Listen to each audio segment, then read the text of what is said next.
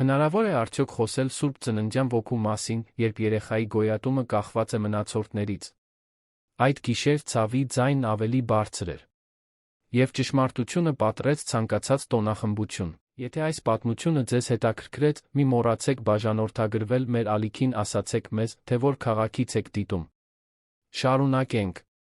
Երանում Սուրբ Ծննդյան նախօրեն իր հետ բերել էր այն բնորոշ ձմեռային ցուրտը, որը ստիպում է մարդկանց արագացնել քայլերը, ապաստան փնտրել իրենց տների ջերմության մեջ։ Կենտրոն վարչական շրջանի փողոցները, նույնիսկ իրենց սովորական եռուզեռով, սկսում էին դատարկվել։ Վերջին հաճախորդները դուրս էին գալիս, բեռնված գունավոր տոպրակներով, փաթեթավորված նվերներով, վերջապես գծված գնումների ցուցակներով։ Ընտանեկան սուպերմարկետը, որը գտնվում էր Աբովյան Թումանյան փողոցների անկյունում, պատրաստվում էր ավարտել իր գործունեությանս 1 տարին։ Հաստատության ներսում լյումինեսցենտային լամպերը մեղմորեն բզզում էին միջանցքների վրա, որոնք սկսում էին լցվել աշխատանքային օրվա ավարտին բնորոշ լռությամբ։ Որոշ աշխատակիցներ արդեն խոնավ շորերով սրբում էին վաճառասեղանները, մյուսները դատարկ սայլակները հետ էին հրում իրենց տեղերը, իսկ օդորակիչի միջոցով տարածվում էր մաքրող միջոցների, թարմ հացի հասած մրգեր։ Ի խառը բույրը։ Մրգերի բանջարեղենի բաժնում, իրար վրա դրված փայտե արկղերի վառ գույներով լի վաճառասեղանների մեջ, մի փոքրիկ կերպարանք շարժվում էր իր չափերին հակասող նվիրումով։ Լիլիթն ընդամենը 8 տարեկան էր, բայց նրա փոքրիկ ձեռքերն աշխատում էին այնպիսի ճշգրտությամբ, կարծես ճանաչում էր այդ վայրի յուրաքանչյուր մանրուք։ Նա ուղղում էր արկղից դուրս գլորված կարմիր խնձորները, վերադասավորում էր դարչնագույն բծերով տանձերը, ճզմված լոլիկները առանձնացնում նրանցից, որոնք դեռ կարելի էր ցուցադրել։ Յուրաքանչյուր շարժում զգույշ էր, գրեթե ակնածալից, կարծես յուրաքանչյուր միրգ հարգանքի արժանի գանձ լիներ։ Նրա համազգեստը պաշտոնական չէր։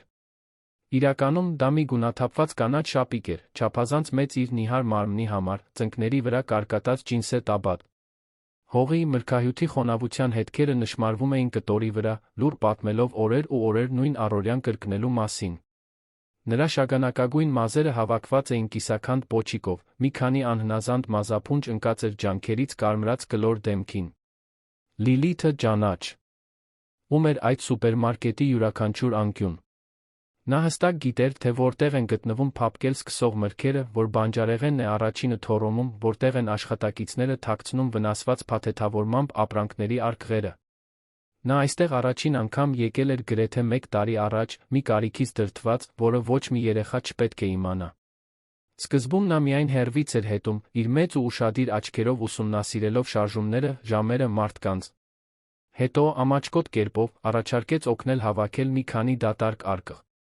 Եվ այսպես, կամաց-կամաց, նրա լուռ աշխատանքը դարձավ այդ վայրի անտեսանելի առօրյայի մի մասը։ Ոչ ոք նրան պաշտոնապես աշխատանքի չէր ընդունել։ Ոչ ոք, որը թուղթ չէր ստորագրել։ Համաձայնությունը գոյություն ուներ ենթատեքստում, խուսափողական հայացքներում, լուռ փոխանակումներում։ Լիլիթը դասավորում էր, մաքրում, տեղափոխում, ավլում։ Եվ փոխարենը օրվա վերջում ստանում էր պոլիէթիլենային տոպրակ, վնասված մրգերով, թորոմած բանջարեղենով, նախորդ օրվա հացով, ապրանքներով, որոնք մինույն դեն էին գցվելու։ Նրա համար դա ոսկի էր։ Սուպերմարկետի համար միաժամանակ 2 խնդիր լուծելու հարմար միջոց։ Սուրբ Ծննդյան նախօրեի այդ գիշերը Լիլիթն աշխատում էր հույսի անհանգստության խառնուրդով։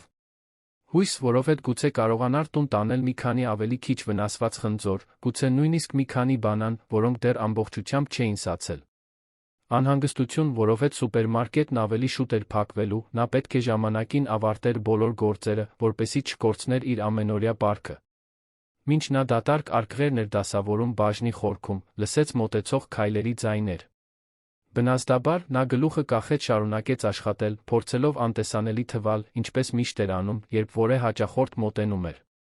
Շատերը երբեք չէին նկատում նրան, չափազանց զբաղված իրենց ցուցակներով, հոգսերով։ Բայց այդ քայլերը կանգ առան հենց նրա կողքին։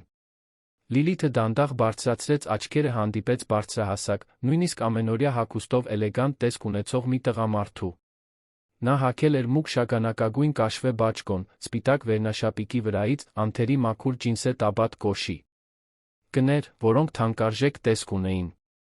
Նրանց մազերը մի փոքր խառնված էին, կարծես մի քանի անգամ ձեռքերը տարել էր դրանց միջով, իսկ նրա մուգ շագանակագույն աչքերը դիտում էին տեսարանը մի արտահայտությամբ, որը Լիլիթն անմիջապես չկարողացավ մեկնաբանել։ Արմեն Կավալյանը 32 տարեկան էր, ուներ մի կարողություն, որը մարդկանց մեծամասնությունը չէր կարողանա ծախսել 3 կյանքի ընթացքում։ Երանի ավանդական ընտանիքի ժառանգորդ, երկրի խոշորագույն շինարարական ընկերություններից մեկի սեփականատեր, նա մեծացել էր արտոնություններով շրջապատված, որոնք դժվարացնում էին հասարակ կյանքի դժվարությունները հասկանալը։ Ավարտելով կառավարման ֆակուլտետը, ձեռնարկությունների կառավարման մասնագիտացմամբ, Արմենը ստանձնել էր ընտանեկան բիզնեսը հոր մահից հետո, 5 տարի առաջ։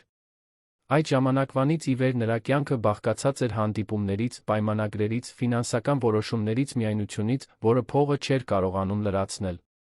Այդ սուրբ ծնունդս մեկն էր, որը նա մենակ էր անցկացնելու։ Մայրը նոր ամուսնու հետ ճանապարհորդում էր Եվրոպայու։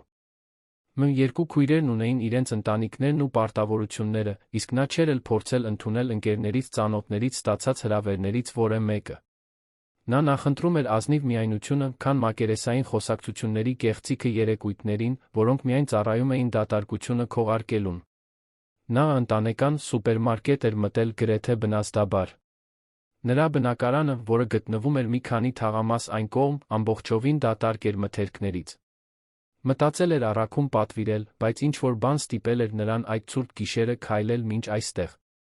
Գուցե դա կարոտն էր, հիշողությունը, թե ինչպես էր տատիկը Սուրբ Ծննդյան նախօրեին նրան տանում սուպերմարկետ, տոնական սեղանի համար բաղադրիչներ ընտրելու։ Գուցե դա պարզապես տնից դուրս գալու ցանկությունն էր, թեկուզ մի քանի րոպեով։ Այժմ, կանգնած այն աղջկա առաջ, որը մրգերն էր դասավորում իր տարիքին անհամաչափ լրջությամբ, Արմենը զգաց, թե ինչպես է մի տարօրինակ բան սեղմում իր կուրծքը։ Դա խղճահարություն չէր, ոչ այնքան։ Դա ավելի շատ շոկի, անհավատության զգացում էր, տեսնելով այդ տեսարանը հենց այստեղ, 21-րդ դարում, Հայաստանի ամենազարգացած քաղաքներից մեկում։ Լիլիթը, դեռ պահելով ճզմված խնձորը, նայեց տղամարդուն արագ հայացքը թեքեց, կարծես նրան բռնել էին ինչ-որ սխալ բան անելիս։ Նա փորձեց վեր կենալ հեռանալ, բայց Արմենը կռացավ, հասնելով նրա հասակին, նրա ձայնն ավելի մեղմ հնչեց, քան ինքն էր սպասում։ Դու այստեղ ես աշխատում, հարցրեց նա, բայց դա իրական հարցի նման չհնչեց։ Հնչեց որպես մեկի խոսք, ով արդեն գիտեր պատասխանը, բայց պետք է լսեր հավատալու համար։ Լիլիթը տատանվեց։ Նա կծեց ստորին շուրթը, նայեց կողքերը, փնտրելով որե աշխատակցի, որե հղման, որե մեկին, ով կարող էր ասել, թե ինչ անել։ Բայց բոլորը զբաղված էին սուպերմարկետի այլ մասերում։ Նա մենակ էր այնտեղ այդ տղամարդու հետ, ով չափազանց կարևոր տեսք ուներ իր նման աղջկա հետ խոսելու համար։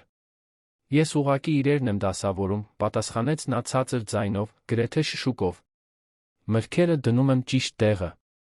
Առանձնացնում եմ նրանք, որոնք դեռ կարելի է վաճառել, նրանցից, որոնք ոչ։ Օգնում եմ մաքրել։ Այսպիսի բաներ։ Նրանք քեզ վճարում են դրա համար, հարցրեց Արմենը, թե արդեն գիտեր, ինչ-որ բնազդական անհանգստացնող կերպով, թե որն է լինելու պատասխանը։ Լիլիթը բացասական շարժեց գլուխը։ Նրանք ինձ տալիս են այն մրգերը, որոնք մինույն է դեն էին գցելու։ Թորոմած բանջարեղենը։ Երեկվա հացը։ Բաներ, որոնք ոչ ոք այլս չի ուզում։ Արդար է, չէ՞։ Ես օգնում եմ, նրանք էլ ինձ են օգնում։ Այն անմեղությունը, որով նա խոսում էր, կարծես այդ պայմանավորվածությունը լիովին նորմալ ընդունելի լիներ, ստիպեց Արմենին զգալ իր ներսում աճող զայրույթ։ Ոչ թե աղջկա հանդեպ, իհարկե։ Զայրույթ նրանց հանդեպ, ովքեր թույլ էին տալիս դա։ Զայրույթ մի համակարգի հանդեպ, որը նորմալացնում էր երեխայի աշխատանքը մնացորդների դիմաց։ Զայրույթ գուցե իր հանդեպ, որ ապրում էր մի պղպջակի մեջ, որտեղ այդպիսի բաներ պարզապես գոյություն չունեին իր տեսադաշտում։ Քանի տարեկան ես, հարցրեց նա, փորձելով ձայնը հանգիստ պահել։ 8 Մարտին 9 կդառնամ։ Դու պետք է տանը լինեիր։ Քո ընտանիքի հետ։ Հեռուստացույց դիտեիր, խաղայիր, երեխաներին բնորոշ բաներ անեիր։ Ոչ թե։ Այստեղ աշխատեիր Սուրբ Ծննդյան նախօրեին։ Լիլիթը թոթվեց ուսերը, մի փոքրիկ, հաշտվողական ժեստ, որը չափազանց հին էր թվում այդ երիտասարդ մարմնի համար։ Մայրս գիտի, որ ես այստեղ եմ գալիս։ Նա թույլ է տալիս։ Մեզ ուտելիք է պետք։ Եվ ավելի լավ է ես սա անեմ, քան փողոցում մնամ, չէ՞։ Այստեղ անվտանգ է։ Ոչ ոք ինձ չի վնասում։ Ես սիրում եմ իրերը դասավորել։ Ամեն ինչ գեղեցիկ է դառնում։ Մինչ Արմենը կհասցներ ավելի շատ հարցեր տալ, միջանցքում հայտնվեց մի աշխատակցուհի։ Դա Մարիամն էր, 40 անց մի կին, մազերը ամուր հավաքած, սովորաբար հոգնած արտահայտությամբ, որն այդ պահին փոխվեց խուճապի նման մի բանի, երբ տեսավ տեսարանը։ Նա ճանաչում էր Արմեն Կավալյանին։ Երանում արթրով զբաղվող բոլորը ճանաչում էին, կամ գոնե ճանաչում էին ընտանիքի անունը։ Նա գիտեր, որ այդ մարդն ուներ ազդեցություն, կապեր, իշխանություն։ Եվ նա գիտեր, որ իր արջի տեսարանը կարող էր նշանակել իր աշխատանքի ավարտը, եթե զգուշությամբ չվարվեր։ «Պարոն Կավալյան», ասաց Մարիամը, ստիպելով իրեն ժպտալ, մինչ արագ մոտենում էր։ «Աղջիկ ջան, դու արդեն գնու»։ «Ես, չէ, Լիլիթ»։ «Արդեն ժամանակն է։ Կարող ես գնալ վերցնել քո իրերը»։ Լիլիթը նայեց Արմենին, հետո Մարիամին, շփոթված, թե ինչ պետք է աներ։ Օդում լարվածություն կար, որը նա լիովին չէր հասկանում, բայց զգում էր ստամոքսում այն վատ զգացողությունը, երբ ինչ-որ բան այն չէ, բայց հստակ չգիտես, թե ինչ։ «Մի րոպե սպասեք», ասաց Արմենը, ոտքի կանգնելով ցուցադրելով իր ողջ հասակը, ինչը ստիպեց Մարիամին բնազդաբար մի քայլ հետ գնալ։ «Ուզում եմ ավելի լավ հասկանալ, թե ինչ է կատարվում այստեղ։ Այս աղջիկը աշխատում է սուպերմարկետում»։ «Ոչ այնքան աշխատում է, պարոն։ Նա ուղղակի սիրում է օգնել։ Գիտեք, երեխաները երբեմն սիրում են իրենց օգտակար զգալ։ Մայրը գիտի, թույլատրում է։ Մենք ուղղակի թույլ ենք տալիս, որ նա մի քանի բան դասավորի, տալիս ենք որոշ ապրանքներ, որոնք մինույն դեն էին գցվելու։ Արդար փոխանակում է։ Բոլորն էլ շահում են»։ «Արդար փոխանակում», կրկնեց Արմենը, նրա ձայնի տոնը ստիպեց Մարիամին կուլ տալ թուքը։ 8 տարեկան երեխան աշխատանք է փոխանակում աղբը գցվելիք ուտելիքի հետ։ Դուք դա եք արդար անվանում։ «Պարոն, խնդրում եմ, այդպես չէ։ Տեսեք, եթե ուզում եք խոսել տնօրենների հետ, նրանք կարող են ավելի լավ բացատրել։ Բայց վստահեցնում եմ, որ այստեղ ոչ մի սխալ բան տեղի չի ունենում։ Լիլիթը սիրում է գալ։ Նա է առաջարկել օգնել։ Նա է առաջարկել», ասաց Արմենը, նայելով Լիլիթին։ «Թե՞։ Ստիպված է եղել»։ Հաջորդած լռությունը ծանր էր։ Մարիամը փորձում էր բառեր գտնել, որոնք կարող էին իրավիճակը շտկել, բայց յուրաքանչյուր անցնող վայրկյանն ամեն ինչ ավելի էր բարդացնում։ Մյուս աշխատակիցները սկսեցին նկատել լարվածությունը, զգուշորեն մոտեցան, հետաքրքրված, բայց հեռավորություն պահպանելով։ «Հիմա որտեղ են տնօրենները», հարցրեց Արմենը։ «Գրասենյակում, պարոն։ Օրվա հաշվարկն են անում։ Բայց արդեն գրեթե փակվելու ժամն է, գուցե ավելի լավ է մեկ այլ օր վերադառնաք։ Գնացեք կանչեք նրանց»։ «Հիմա»։ Տոնը բանակցությունների տեղ չէր թողնում։ Մարիամը շուրջը նայեց, աջակցություն փնտրելով, բայց հանդիեց միայն խոնարհված հայացքների։ Նա հոգոց հանեց, գլխով արեց Լիլիթին, որ մնա իր տեղում, շտապ դուրս եկավ սուպերմարկետի հետնամասի ու ուղղությամբ։ Լիլիթը մնաց կանգնած, ճզմված խնձորը գրկած, կարծես դա խաղալիք լիներ։ Արմենը նկատեց, որ նա դողում է, ոչ թե ցրտից, այլ վախից։ Վախից, որ խնդիր է ստեղծել։ Վախից, որ կկորցնի իր սննդի աղբյուրը։ Վախից այն հետանքներից, որոնք չէր կարող կանխատեսել, բայց գիտեր, որ վատն են լինելու։ «Հեյ», ասաց նա, նորից կռանալով։ «Մի անհանգստացիր։ Դու ոչ մի սխալ բան չես արել։ Բացարձակապես ոչինչ։ Ամեն ինչ լավ կլինի»։ Բայց նա կարծես չէր հավատում, Արմենը չէր կարող նրան մեղադրել։ Ինքն էլ վստահ չէր, թե ինչ է լինելու հետո։ Միայն գիտեր, որ չէր կարող հեռանալ այստեղից ծածնել, թե ոչինչ չի տեսել։ Չէր կարող վերադառնալ իր դատարկ բնակարան, պատրաստել իր միայնակ տոնական ընթրիքը, պարզապես մոռանալ այն 8 տարեկան աղջկան, որը վնասված մրգեր էր դասավորում մնացորդների դիմաց։ Սուպերմարկետի հետնամասում, թղթերով լի հին համակարգչով վատ լուսավորված գրասենյակում, Վարդան Կարինե Պետրոսյանները հաշվում էին օրվա գումարը։ Նրանք 15 տարի ընտանեկան սուպերմարկետի սեփականատերերն էին, այն պահից, երբ հաստատությունը գնել էին թոշակի անցնել ցանկացող նախկին սեփականատիրոջից։ Նրանք թաղամասում բավականին լավ համբավ էին ստեղծել, ոչինչ արտասովոր, բայց բավարար բիզնեսը գործող պահելու համար, գնալով ավելի մրցակցային շուկայում։ Երբ Մարիամը շնչակտուր մտավ գրասենյակ, շփոթված խոսելով կարոր հաճախորդի մի աղջկա խնդիրների հարցերի մասին, Վարդանը զգաց, թե ինչպես սառեց արյունը երակներում։ Նա հստակ գիտեր, թե ում մասին էր խոսում Մարիամը։ Ծանոթ էր Լիլիթի իրավիճակին, քանի որ հենց ինքն էր ամիսներ առաջ հաստատել այդ ոչ պաշտոնական պայմանավորվածությունը։ Այն ժամանակ դա գործնական լուծում էր թվացել։ Աղջկան ուտելիք էր պետք, սուպերմարկետն ուներ մնացորդներ, որոնք մինույն աղբն էին գցվելու, նա պատրաստ էր կատարել փոքր առաջադրանքներ, որոնք աշխատակիցներին ազատում էին ավելի կարևոր գործերի համար։ Նրա գլխում դա ժամանակակից համերաշխության օրինակ էր թվում։ Այժմ, լսելով, թե ինչպես է Մարիամը նկարագրում տղամարդու արտահայտությունը, ինչպես էր նա հարցեր տալիս, ինչպես էր նայում իրավիճակին, Վարդանը հասկացավ, որ իր հարմար ռացիոնալացումը փլուզմա եզրին է։ Ո՞վ է հաճախորդը, հարցրեց Կարինեն, փակելով դրամարկղի դարակը։ Արմեն Կավալյանը, պատասխանեց Մարիամը, անունը ստիպեց Կարինեին լայն բացել աչքերը։ Արմեն Կավալյանը։ Կավալյան շինարարությունից։ Հենց ինքը։ Վարդանը ձեռքերը տարավ դեմքին, զգալով մի ամբողջ տարվա հոգնածությունը, այն բանի ծանրությունը, ինչը տեղի էր ունենալու։ Նա գիտեր, որ չէր կարող պարզապես անտեսել։ Ոչ այն դեպքում, երբ խոսքը Արմեն Կավալյանի նման մեկի մասին էր, մեկի, ով մի խոսքով կարող էր փակել սուպերմարկետը կամ փչացնել իրենց համբավը։ Ոչ այն դեպքում, երբ իրավիճակը դրսի աչքերով նայելիս, այն աչքերով, որոնք սովոր չէին այն բարոյական բանակցություններին, որոնք Արտուրը երբեմն պահանջում էր, այդքան սխալ էր թվում։ Գնացինք, ասաց նա վերջապես, հանելով գոգնոցը ուղղելով վերնաշապիկը։ Լուծենք այս հարցը։ Երբ Վարդանն ու Կարինեն հասան մրգերի բանջարեղենի բաժին, գտան Արմենին դեռ Լիլիթի մոտ կրացած, ցածր ձայնով խոսելիս։ Տեսարանը ինչ-որ անիրական բան ուներ իր մեջ, այդ ակնհայտորեն հարուստ հզոր տղամարդը, ծնկաչոք սուպ։ Երմարկետի հատակին խոսում էր մի աղջկա հետ, որը հին խնձորը պահել էր, կարծես դա աշխարհի ամենակարևոր բանը լիներ։ Բարի երեկո, ասաց Վարդանը, ձեռքը մեկնելով մի ժպիտով, որը փորձում էր անկեղծ թվալ, բայց լարված ստացվեց։ Ես Վարդան Պետրոսյանն եմ, հաստատության սեփականատերը։ Սա իմ կինն է, Կարինեն։ Լսեցի, որ ինչ-որ անհանգստություն կա։ Արմենը դանդաղ ոտքի կանգնեց, բայց չսեղմեց մեկնած ձեռքը։ Պարզապես նայեց Վարդանին մի արտահայտությամբ, որը ստիպեց տղամարդուն անհարմար կերպով իջեցնել ձեռքը։ Անհանգստությունը հետաքրքիր բառ է, նկարագրելու համար 8 տարեկան երեխայի, որն աշխատում է աղբի դիմաց։ Այդպես չէ, պարոն Կավալյան։ Տեսնում եմ, որ արդեն ճանաչում եք մեզ, ինչը, ի դեպ, պատիվ է։ Բայց կարծում եմ, որ թյուրիմացություն է եղել։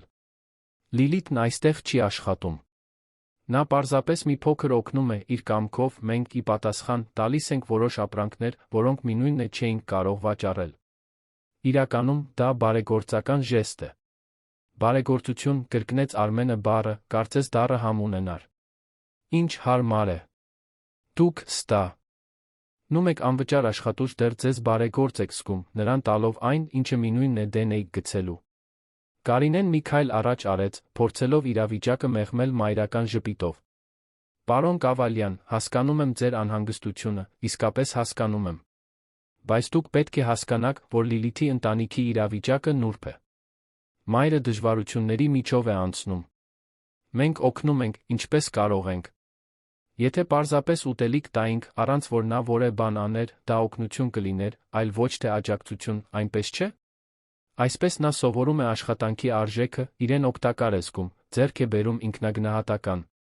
Բառերը սովորածի նման էին հնչում, կարծես մի ելույթ, որը մտովի պատրաստել էին, եթե մի օր որևէ մեկը հարցներ։ Բայց Արմենի համար յուրաքանչյուր նախադասություն միայն վատթարացնում էր իրավիճակը։ Ռացիոնալացումը, այն ձև, որով նրանք շահագործումը վերածում էին կյանքի դասի, այն ձև, որով ամեն ինչ փաթաթում էին բարոյական նվերի թղթով։ Նա 8 տարեկան է, ասաց Արմենը, նրա ձայնը մի փոքր բարձրացավ, գրավելով սուպերմարկ ետում դեռս գտնվող սակավաթիվ հաճախորդների աշխատակիցների ուշադրությունը, որոնք ձացնում էին, թե աշխատում են, բայց լսում էին յուրաքանչյուր բառ։ 8 տարեկան։ Պետք է խաղար, սովորեր, երեխա լիներ։ Ոչ թե սովորեր աշխատանքի արժեքը մնացորդների դիմաց։ Դուք երբե մտածել եք, թե ինչ եք անում։ թե ինչ նախադեպ է սա ստեղծում։ Հետանքների մասին։ Պարոն, խնդրում եմ, եկեք խոսենք գրասենյակում, առաջարկեց Վարդանը, նյարդայնացած շուրջը նայելով։ Կարող ենք սա լուծել քաղաքակիրթ ձով, առանց տեսարան սարքելու։ Առանց տեսարան սարքելու, արձագանքեց Արմենը։ Հենց դա եք ուզում, չէ՞։ Լուծել սա լուր, ամեն ինչ թաքուն պահել, շարունակել ինչպես միշտ է եղել։ Բայց գիտեք ես ինչ եմ մտածում։ Կարծում եմ, գուցե ժամանակն է տեսարան սարքելու։ Գուցե ժամանակն է, որ մարդիկ իմանան, թե ինչ է կատարվում այստեղ։ Մթնոլորտն անմիջապես փոխվեց։ Վարդանն ու Կարինեն տագնապալի հայացքներով փոխանակվեցին։ Որոշ աշխատակիցներ ավելի մոտեցան, կազմելով մի տեսակ կիսաշրջան քննարկման շուրջ։ Իսկ Լիլիթը, այս ամենի կենտրոնում, սկսեց լուռ լաց լինել, Ցունքները հոսում էին նրա կեղտոտ դեմքով, մինչ նա այնքան ուժեղ էր սեղմում խնձորը, որ մատները սպիտակել էին։ Սուրբ ծննդյան նախօրե էր, Երանի ընտանեկան սուպերմարկետում ինչ-որ շատ ավելի մեծ բան էր տեղի ունենալու, քան պարզապես վերջին րոպեի գնումը։ Ինչ-որ բան, որը կփոխեր կյանքեր, կբացահայտեր թաքնված ճշմարտություններ, կցուցադրեր, որ երբեմն փրկությունը գալիս է ամենաանսպասելի վայրերից։ Եվ ամեն ինչ սկսվել էր մի միայնակ տղամարդուց, համակարգի կողմից մոռացված մի աղջկանից, մի ճզմված խնձորից, որն ավելի թանկ էր, քան ոսկին, նրա համար, ով միայն քաղցն էր ճանաչում։ Լիլիթի արցունքները լուռ հոսում էին, բայց դրանք ավելի խոսուն էին, քան որևէ բառ կարող էր լինել։ Նա լիովին չէր հասկանում, թե ինչ է կատարվում, բայց գիտեր, թե ինչպես ճանաչել այդ տեսակի լարվածությունը օդում։ Դա նույն լարվածությունն էր, երբ մայրը վիճում էր տանտիրոջ հետ ուշացած վարձի համար։ Նույն լարվածությունը, երբ հարանները նայում էին նրան խղճահարության անհարմարության խառնուրդով։ Այն լարվածությունը, որը նախորդում էր փոփոխություններին, իսկ փոփոխությունները Լիլիթի կարճ, բայց ինտենսիվ կյանքի փորձով հազվադեպ էին լավ լինում։ Արմենը տեսավ արցունքները, զգաց, թե ինչպես է ինչ-որ բան կոտրվում իր ներսում։ Այդ աղջիկը չպետք է այնտեղ լիներ, չպետք է լաց լիներ, չպետք է կրեր մեծահասակների կողմից ստեղծված որոշումների իրավիճակների բեռը, որոնք պետք է նրան պաշտպանեին։ Նա նորից կռացավ, ամբողջովին անտեսելով Վարդանին ու Կարինեին, նրբորեն դիպավ Լիլիթի ուսին։ Հեյ, ասաց նա մեղմորեն։ Նայիր ինձ։ Դու ոչ մի բանում մեղավոր չես։ Այս ամենը քո պատասխանատվությունը չէ։ Հասկացա՞ր։ Լիլիթը հեկեկաց, դեմքը սրբելով կեղտոտ ձեռքի թիկունքով։ Բայց հիմա նրանք այլս ինձ թույլ չեն տա այստեղ գալ։ Ես չեմ կարողանա մրգեր վերցնել։ Մայրս կբարկանա։ Մեզ մրգեր են պետք։ Բառերը դանակների պես էին։ Յուրաքանչյուր նախադասություն բացահայտում էր մի իրականության շերտեր, որոնց Արմենը երբեք ստիպված չէր եղել դիմակայել։ Աղջկա իրական անհանգստությունը ոչ թե աշխատանքի մասին էր, այլ սննդի հասանելիությունը կորցնելու։ Նա շահագործում չէր տեսնում, տեսնում էր գոյատում։ Եվ այդ աղա։ Վաղված ընկալումը, անընդունելի այդ նորմալացումը, գուցե ամենից անհանգստացնող մասն էր։ Դու ուտելիք կունենաս, ասաց Արմենը վստահորեն։ Կարող ես ինձ հավատալ։ Բայց ոչ այսպես։ Ոչ այս ձով։ Կարինենս մեկ քայլ առաջ արեց, նրա ձայնն այժմ պաշտպանական նոտա էր կրում։ Ամբողջ հարգանքով, պարոն Կավալյան, դուք ամբողջ իրավիճակին ծանոթ չեք։ Լիլիթի մայրը, տիկին Հասմիկը, գիտի հավանություն է տալիս այս պայմանավորվածությանը։ Մենք ոչինչ գաղտնի չենք անում։ Դա պատասխանատու մեծահասակների միջ համաձայնություն է։ Համաձայնություն, Արմենը ոտքի կանգնեց, շրջվելով դեպի զույգը։ Պատասխանատու մեծահասակների միջ։ Խոցելի վիճակում գտնվող կինը իրական սակարկելու ուժ չունի։ Նա ընդունում է այն, ինչ կարող է ստանալ, որովհետև ընտրություն չունի։ Իսկ դուք, ասաց, մատնացույց անելով Վարդանին ու Կարինեին, դուք օգտվում եք դրանից։ Դա անվանում եք օգնություն, հնարավորություն, կյանքի դաս։ Բայց խորքում հստակ գիտեք, թե ինչ է դա։ Պարոն Կավալյան, փորձեց Վարդանը, նրա ձայնը բացահայտում էր աճող զայրույթը կեղծ քաղաքավարության շերտի տակ։ Դուք գալիս եք այստեղ, մեր հաստատություն, Սուրբ Ծննդյան նախօրեին, մեզ մեղադրում եք սարսափելի բաների մեջ, առանց իմանալու մեր պատմությունը, մեր մարտահրավերները։ Գիտեք, թե որքան արժե այսօր սուպերմարկետ գործարկել։ Գիտեք, թե քանի հարկ ենք մենք վճարում, քանի կանոնակարգերի պետք է հետենք, քանի աշխատողի պետք է պահենք։ Մենք անում ենք այն, ինչ կարող ենք, նրանով, ինչ ունենք։ Եվ ձեր ունեցածի մի մասը չվարձատրվող մանկական աշխատանքն է, հակադարձեց Արմենը։ Կարող եք փաթեթավորել ինչպես ուզում եք, բայց դա հենց դա է։ Դիտող աշխատակիցների խումբը մեծանում էր։ Այնտեղ էր Մարիամը, լարված ու անհանգիստ։ Ռուբենը, մսագործը, մի խոշոր տղամարդ, կոշտացած ձեռքերով, որը ձեռքերը խաչել էր արյունոտ գոգնոցի վրա։ Անահիտը, ամենաերիտասարդ գանձապահը, ընդամենը 19 տարեկան, որը Լիլիթին նայում էր համերաշխության նման մի բանով։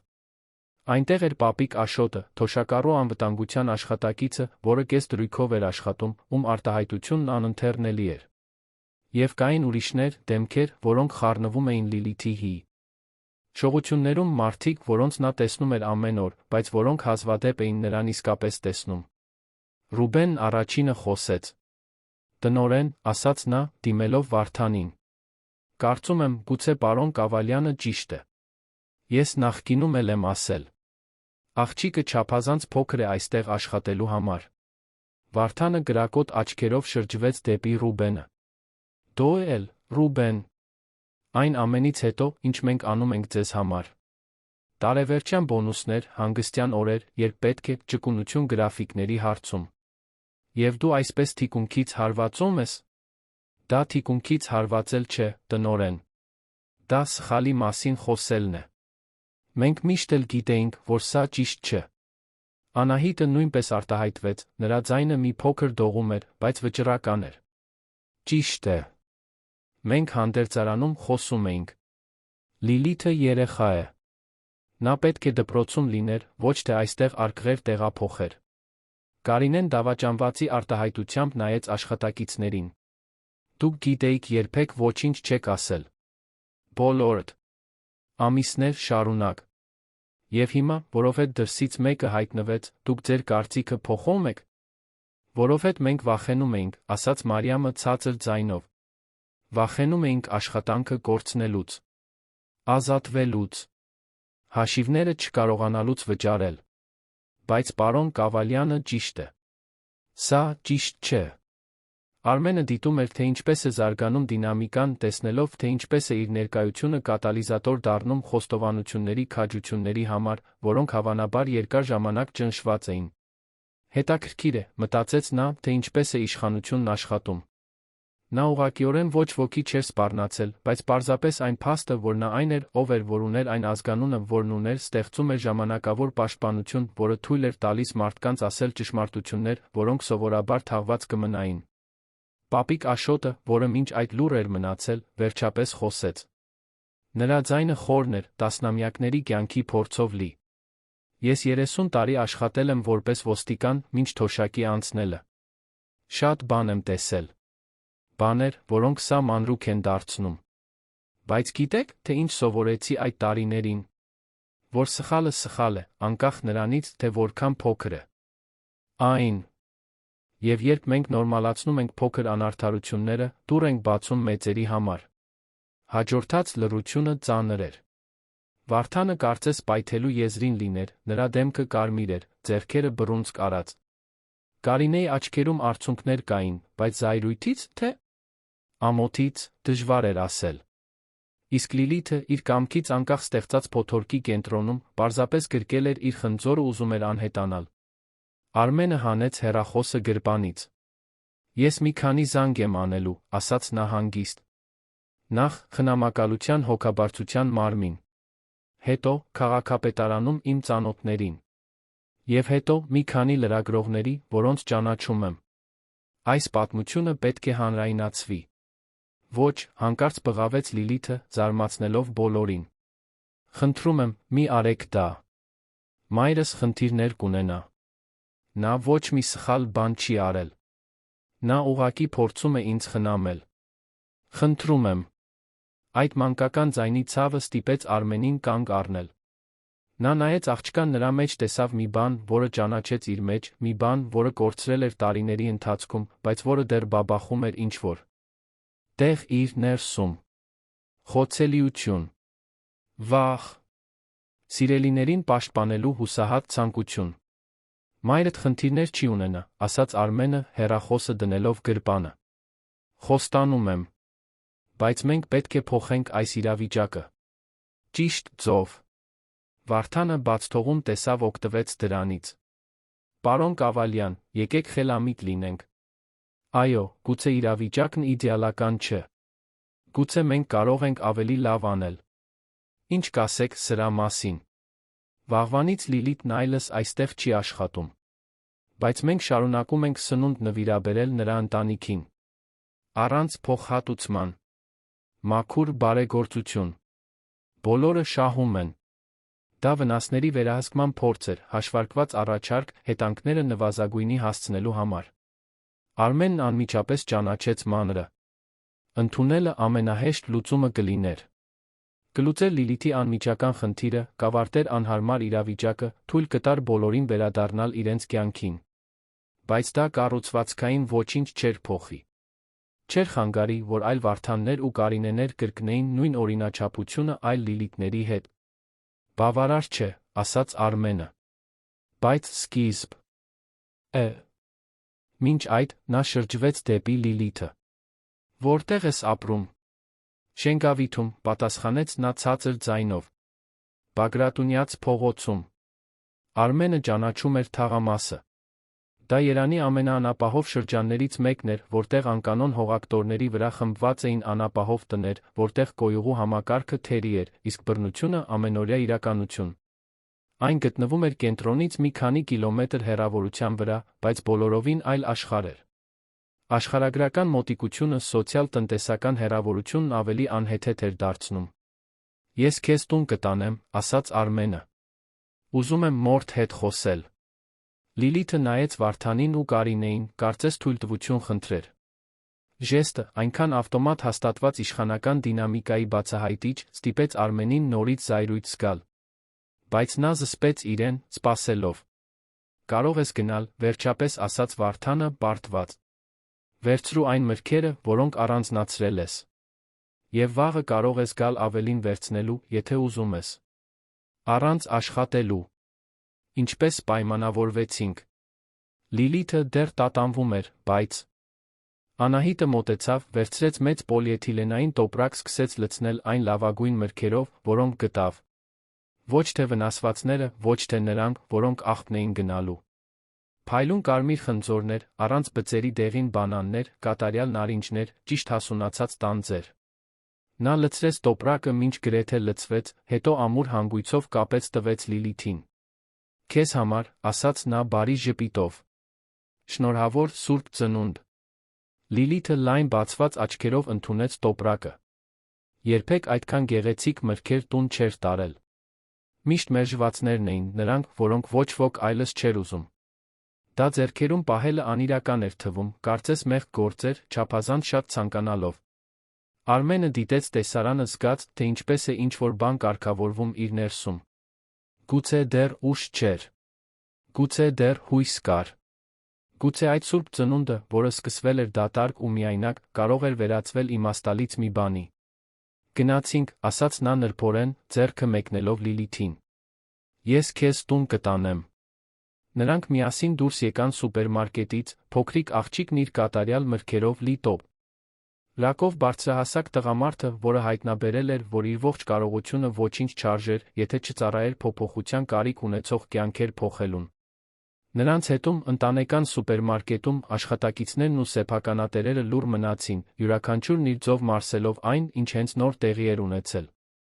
Արմենի Սաուրին կայանված էր սուպերմարկետի դիմաց։ Երբ Լիլիթը տեսավ այն, նրա աչքերն էլ ավելի լայն բացվեցին։ Նա երբեք այդքան գեղեցիկ մեքենա չէր նստել։ Իրականում, նա հազվադեպ էր մեքենա նստում։ Նրա ընտանիքը սեփական մեքենա չուներ, կախված էր ավտոբուսներից քայլելուց։ Արմենը բացեց հետի դուռը, օգնեց Լիլիթին նստել, զգուշորեն դրեց մրգերի տոպրակը նրա կողքին, հետո անցավ վարորդի նստատեղին։ Մեքենայի սրահից նոր կաշվի թանկարժեք օթորակիչի հոտ էր գալիս։ Շարժիչի ձայնը գրեթե աննկատ էր, մի մեղմ խրխրոց, որը հակադրվում էր հին ավտոբուսների աղմուկին, որոնք Լիլիթը ճանաչում էր։ Երանի լուսավոր փողոցներով վարելիս Արմենը ժամանակ առ ժամանակ հետին հայելուց նայում էր Լիլիթին։ Նա աներակայելի լուռ էր, ձեռքերը ձն։ Կներին պատուհանից նայում էր վախի, հիացմունքի խառնուրդով, արտահայտությամբ։ Մի փոքր պատմիր քո մասին, ասաց Արմենը, փորձելով կոտրել ծանր լռությունը։ Սովորում ես։ Սովորում եմ։ Երրորդ դասարանում եմ։ Բայց երբեմն բացակայում եմ։ Ինչու ես բացակայում։ Որովհետ պետք է մայրիկիս օգնեմ։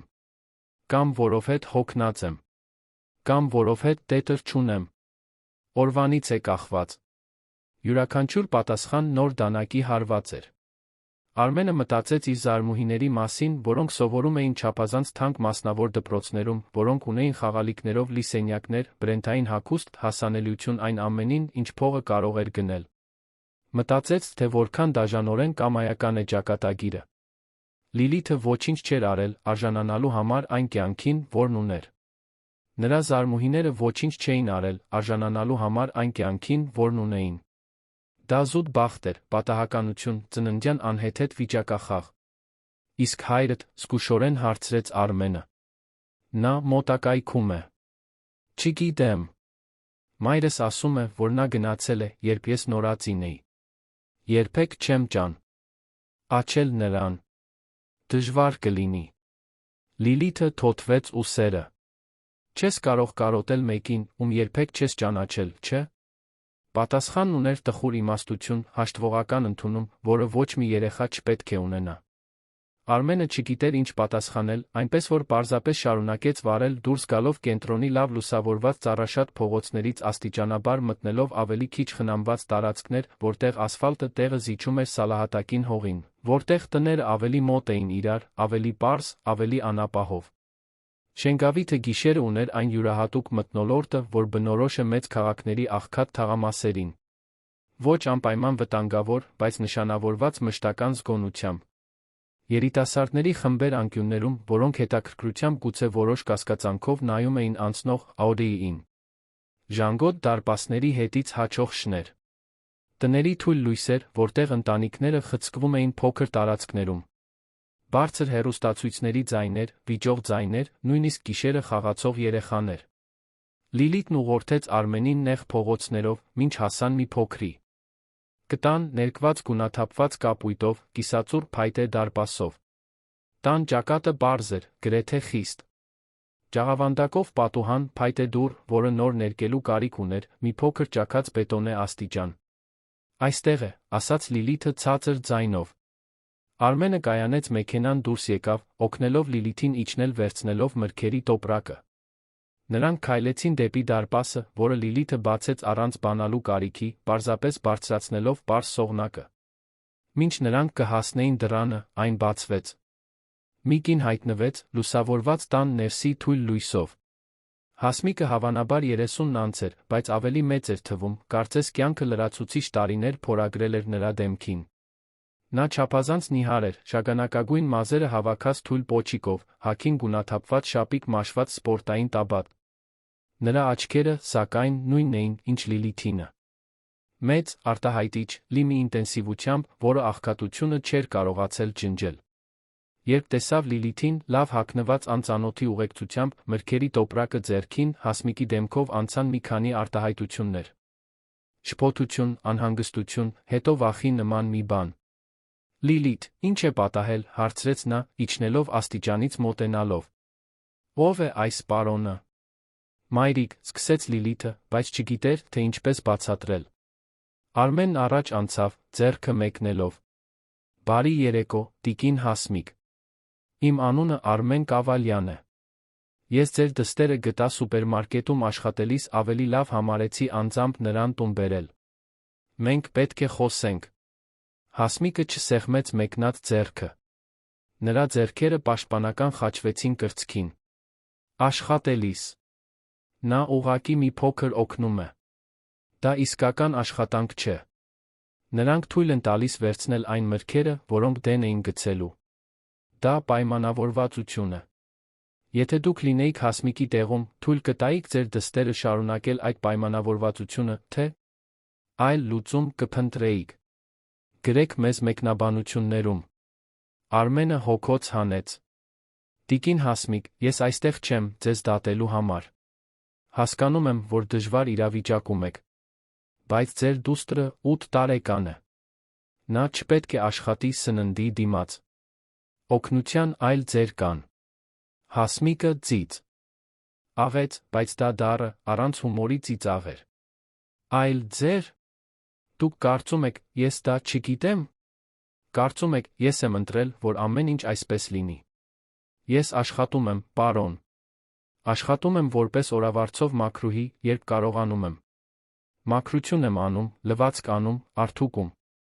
Բայց ամեն օր չէ, որ աշխատանք կա։ Եվ երբ կա, այն, ինչ վաստակում եմ, հազիվ է բավականացնում վարձն ու լույսի փողը վճարելուն։ Այն սնունդը, որը Լիլիթը բերում է սուպերմարկետից, այն մրգերն ու բանջարեղենն են, որոնք տարբերություն են դնում մեր ուտելու-չուտելու միջ։ Այնպես որ, այո, հարուստ պարոն, որը եկել է այստեղ ինձ բարոյականության դասեր տալու, ես թույլ եմ տվել իմ դստերը կնքել այդ պայմանավորվածությունը։ Որովհետ ես ավելի լավ ընտրություն չունեի։ Բառերը կոշտ էին, բայց լի խորը ցավով։ Արմենը դրանց մեջ տեսավ ոչ թե իրեն ուղղված զայրույթ, այլ զայրույթ համակարգի դեմ, մի կյանքի դեմ, որը իրական այլընտրանքներ չէր առաջարկում, անարդարության դեմ, որ պետք է ընտրություն կատարել արժանապատվության գոյատման միջ։ Դուք ճիշտ եք, ասաց Արմենը հա։ Նգիստ, զարմացնելով Հասմիկին։ Ես եկել եմ իմ արտոնությունների պղպջակից, փորձելով 5 րոպեում լուծել այն, ինչի հետ դուք ամեն օր եք առնչվում։ Եվ հավանաբար ամբարտավան թվացի, դա անելով։ Բայց տիկին Հասմիկ, լսեք։ Ես ուզում եմ օգնել։ Իսկապես։ Ոչ թե բարեգործությամբ, որը մեզ լավ է զգալ տալիս, բայց ոչինչ չի փոխում։ Ես ուզում եմ օգնել այնպես, որ իրական տարբերություն լինի։ Հասմիկը կասկածանքով ուսումնասիրեց նրան։ Ինչո՞վ։ Ես ով եմ ձեզ համար։ Լիլիթն ով է ձեզ համար։ Հարուստ մարդկանց մեկ սուրբ ծննդյան նախագիծ, որոնք ուզում են իրենց բարի զգալ։ Բառերը ցավեցրին, որովհետև որոշակի ճշմարտություն էին կրում։ Արմենը դա ընդունեց ազնվությամբ։ Գուցե, խոստովանեց նա։ Գուցե հենց դա է։ Կամ գուցե այն փաստը, որ ես ամբողջ օրը մենակ եմ անցկացրել իմ չափազանց թանկ բնակարանում, շրջապատված բաներով, որոնք ոչինչ չեն նշանակում, պատրաստվելով մի սուրբ ծննդի, որը ոչ մի նպատակ չունի։ Եվ հետո ես տեսա ձեր դստերը։ Եվ երկար ժամանակվա մեջ առաջին անգամ զգացի, որ մի բան կար, որը ես կարող էի անել, որն իսկապես կարևոր էր։ Կար։ Ողեք ինձ եսասեր անվանել։ Գուցե ես այդպիսին եմ։ Բայց մտադրությունն այստեղ անկեղծ է։ Հասմիկը շարունակում էր նայել նրան, գնահատելով, կշռադատելով։ Վերջապես, նա հոգոց հանեց։ Ներս եկեք։ Թույլ չեմ տա, որ մենք այս խոսակցությունը դարպասի մոտ ունենանք, երբ բոլոր հարանները լսում են։ Նրանք մտան փոքրիկ տուն։ Հյուրասենյակը մանլիկ էր, հին բազմոցով, ծածկված կտորով, հին հեռուստացույցով, փայտե սեղանիկի վրա, պատերից թափված ներկով, որը ինչ-որ մեկը փորձել էր ծածկել էժան պաստառներով։ Բայց մաքուր էր։ Շատ մաքուր։ Յուրաքանչյուր մակերես փայլում էր մաքրությունից։ Այն սակավաթիվ իրերը, որոնք ունեին, զգուշորեն դասավորված էին։ Դա նրա արժանապատվությունն էր, ով գրեթե ոչինչ չուներ, բայց խնամում էր այն քիչը, որն ուներ։ Հասմիկն առաջարկեց բազմոցը Արմենին, որը ընդունեց։ Լիլիթը նստեց մոր կողքին, հենվելով նրան, ինչպես շատ ավելի փոքր երեխա կաներ։ Հասմիկը ավտոմատ կերպով ձեռքը գցեց դստեր շուրջը, մի պաշտպանական ժեստ, որն ավելին էր ասում, քան բառերը կարող էին։ Պատմեք ինձ ձեր իրավիճակի մասին, խնդրեց Արմենը։ Ամեն ինչ։ Ես այստեղից չեմ գնա, առանց լիովին հասկանալու, թե ինչի միջով եք դուք անցնում։ Եվ Հասմիկը պատմեց։ Պատմեց ամուսնու մասին, որը գնացել էր, երբ Լիլիթը ծնվել էր, այլս չէր վերադարձել, երբեք ալիմենտ չէր վճարել, պարզապես անհետացել էր։ Պատմեց ոչ պաշտոնական անկայուն աշխատանքներով գոյատելու փորձերի մասին։ Վարձի մասին, որը սպառում էր նրա վաստակածի մեծ մասը։ Մոտիկ հարազատներ չունենալու մասին, որոնք կարող էին օգնել, քանի որ եկել էր այլ մարզից, փախչելով ավելի վատ իրավիճակներից։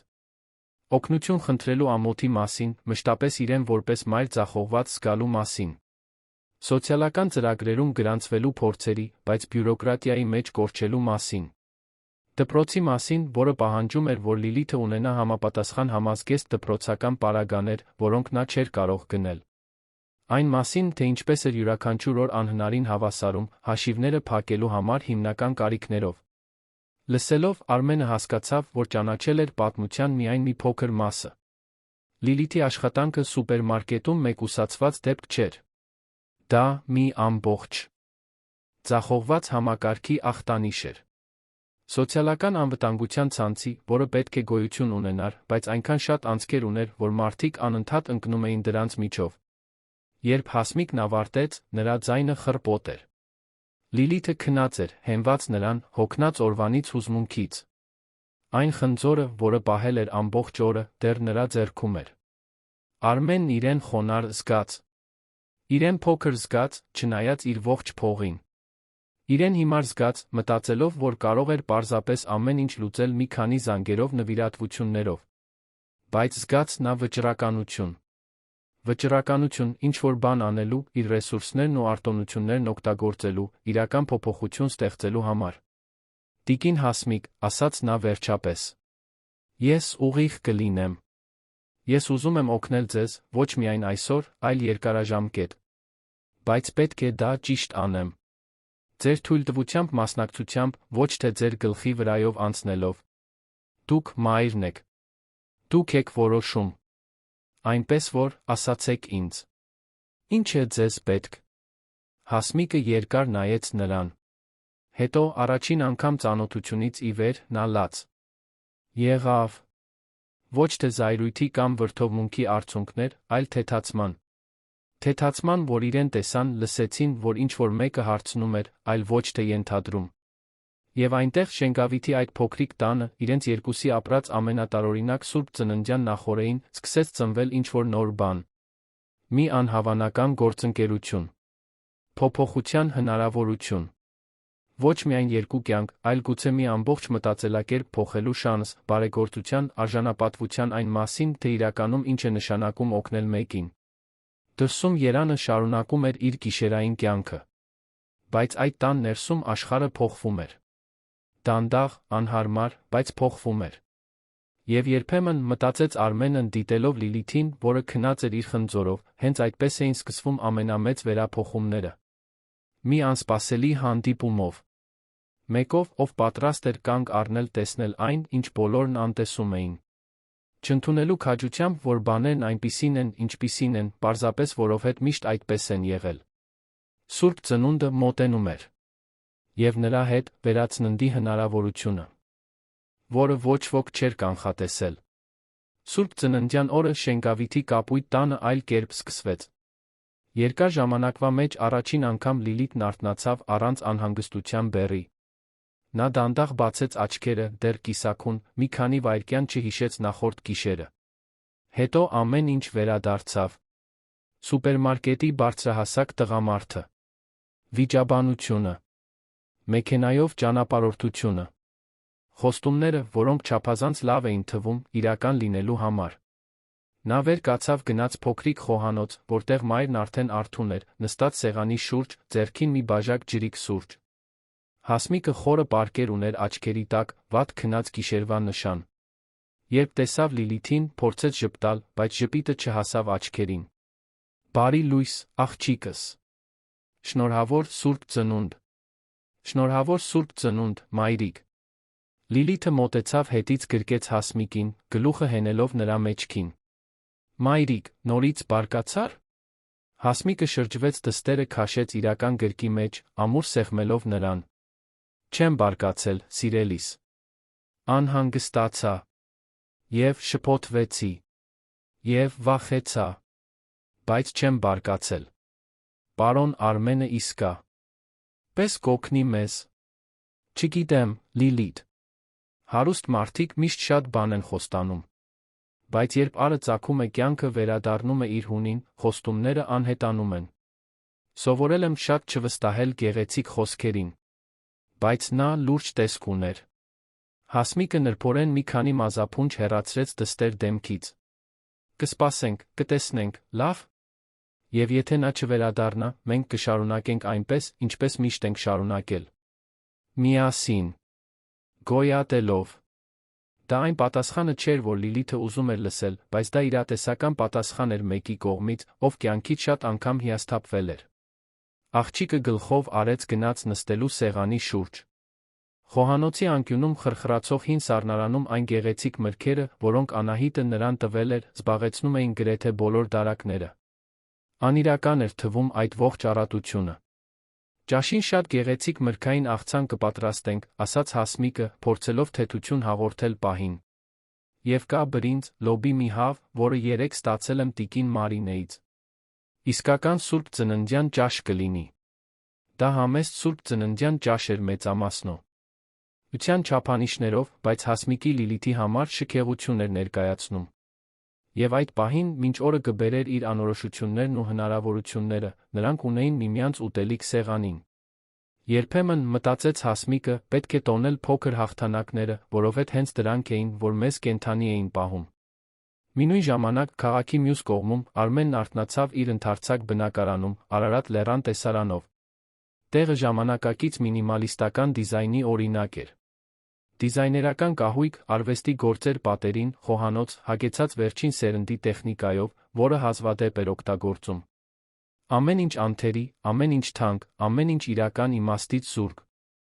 Նա նստեց մեծ մահճակալին, վերցրեց հեռախոսը գիշերասեղանից։ Առավոտյան 8-ն էր։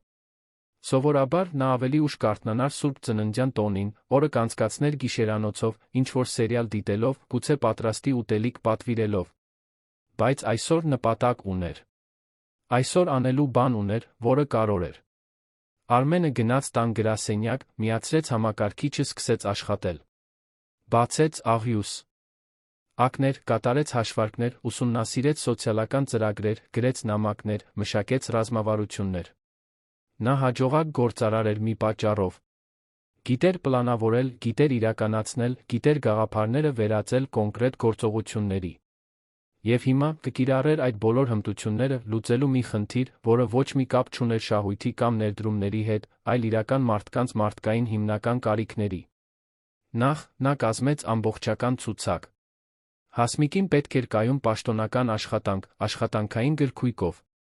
Լիլիթին պետք էին դպրոցական պարագաներ, համապատասխան համազգեստ, հսկողություն, կանոնավոր հաճախումներն ապահովելու համար։ Երկուսին էլ պետք էր ավելի լավ տուն, ավելի անվտանգ վայրում։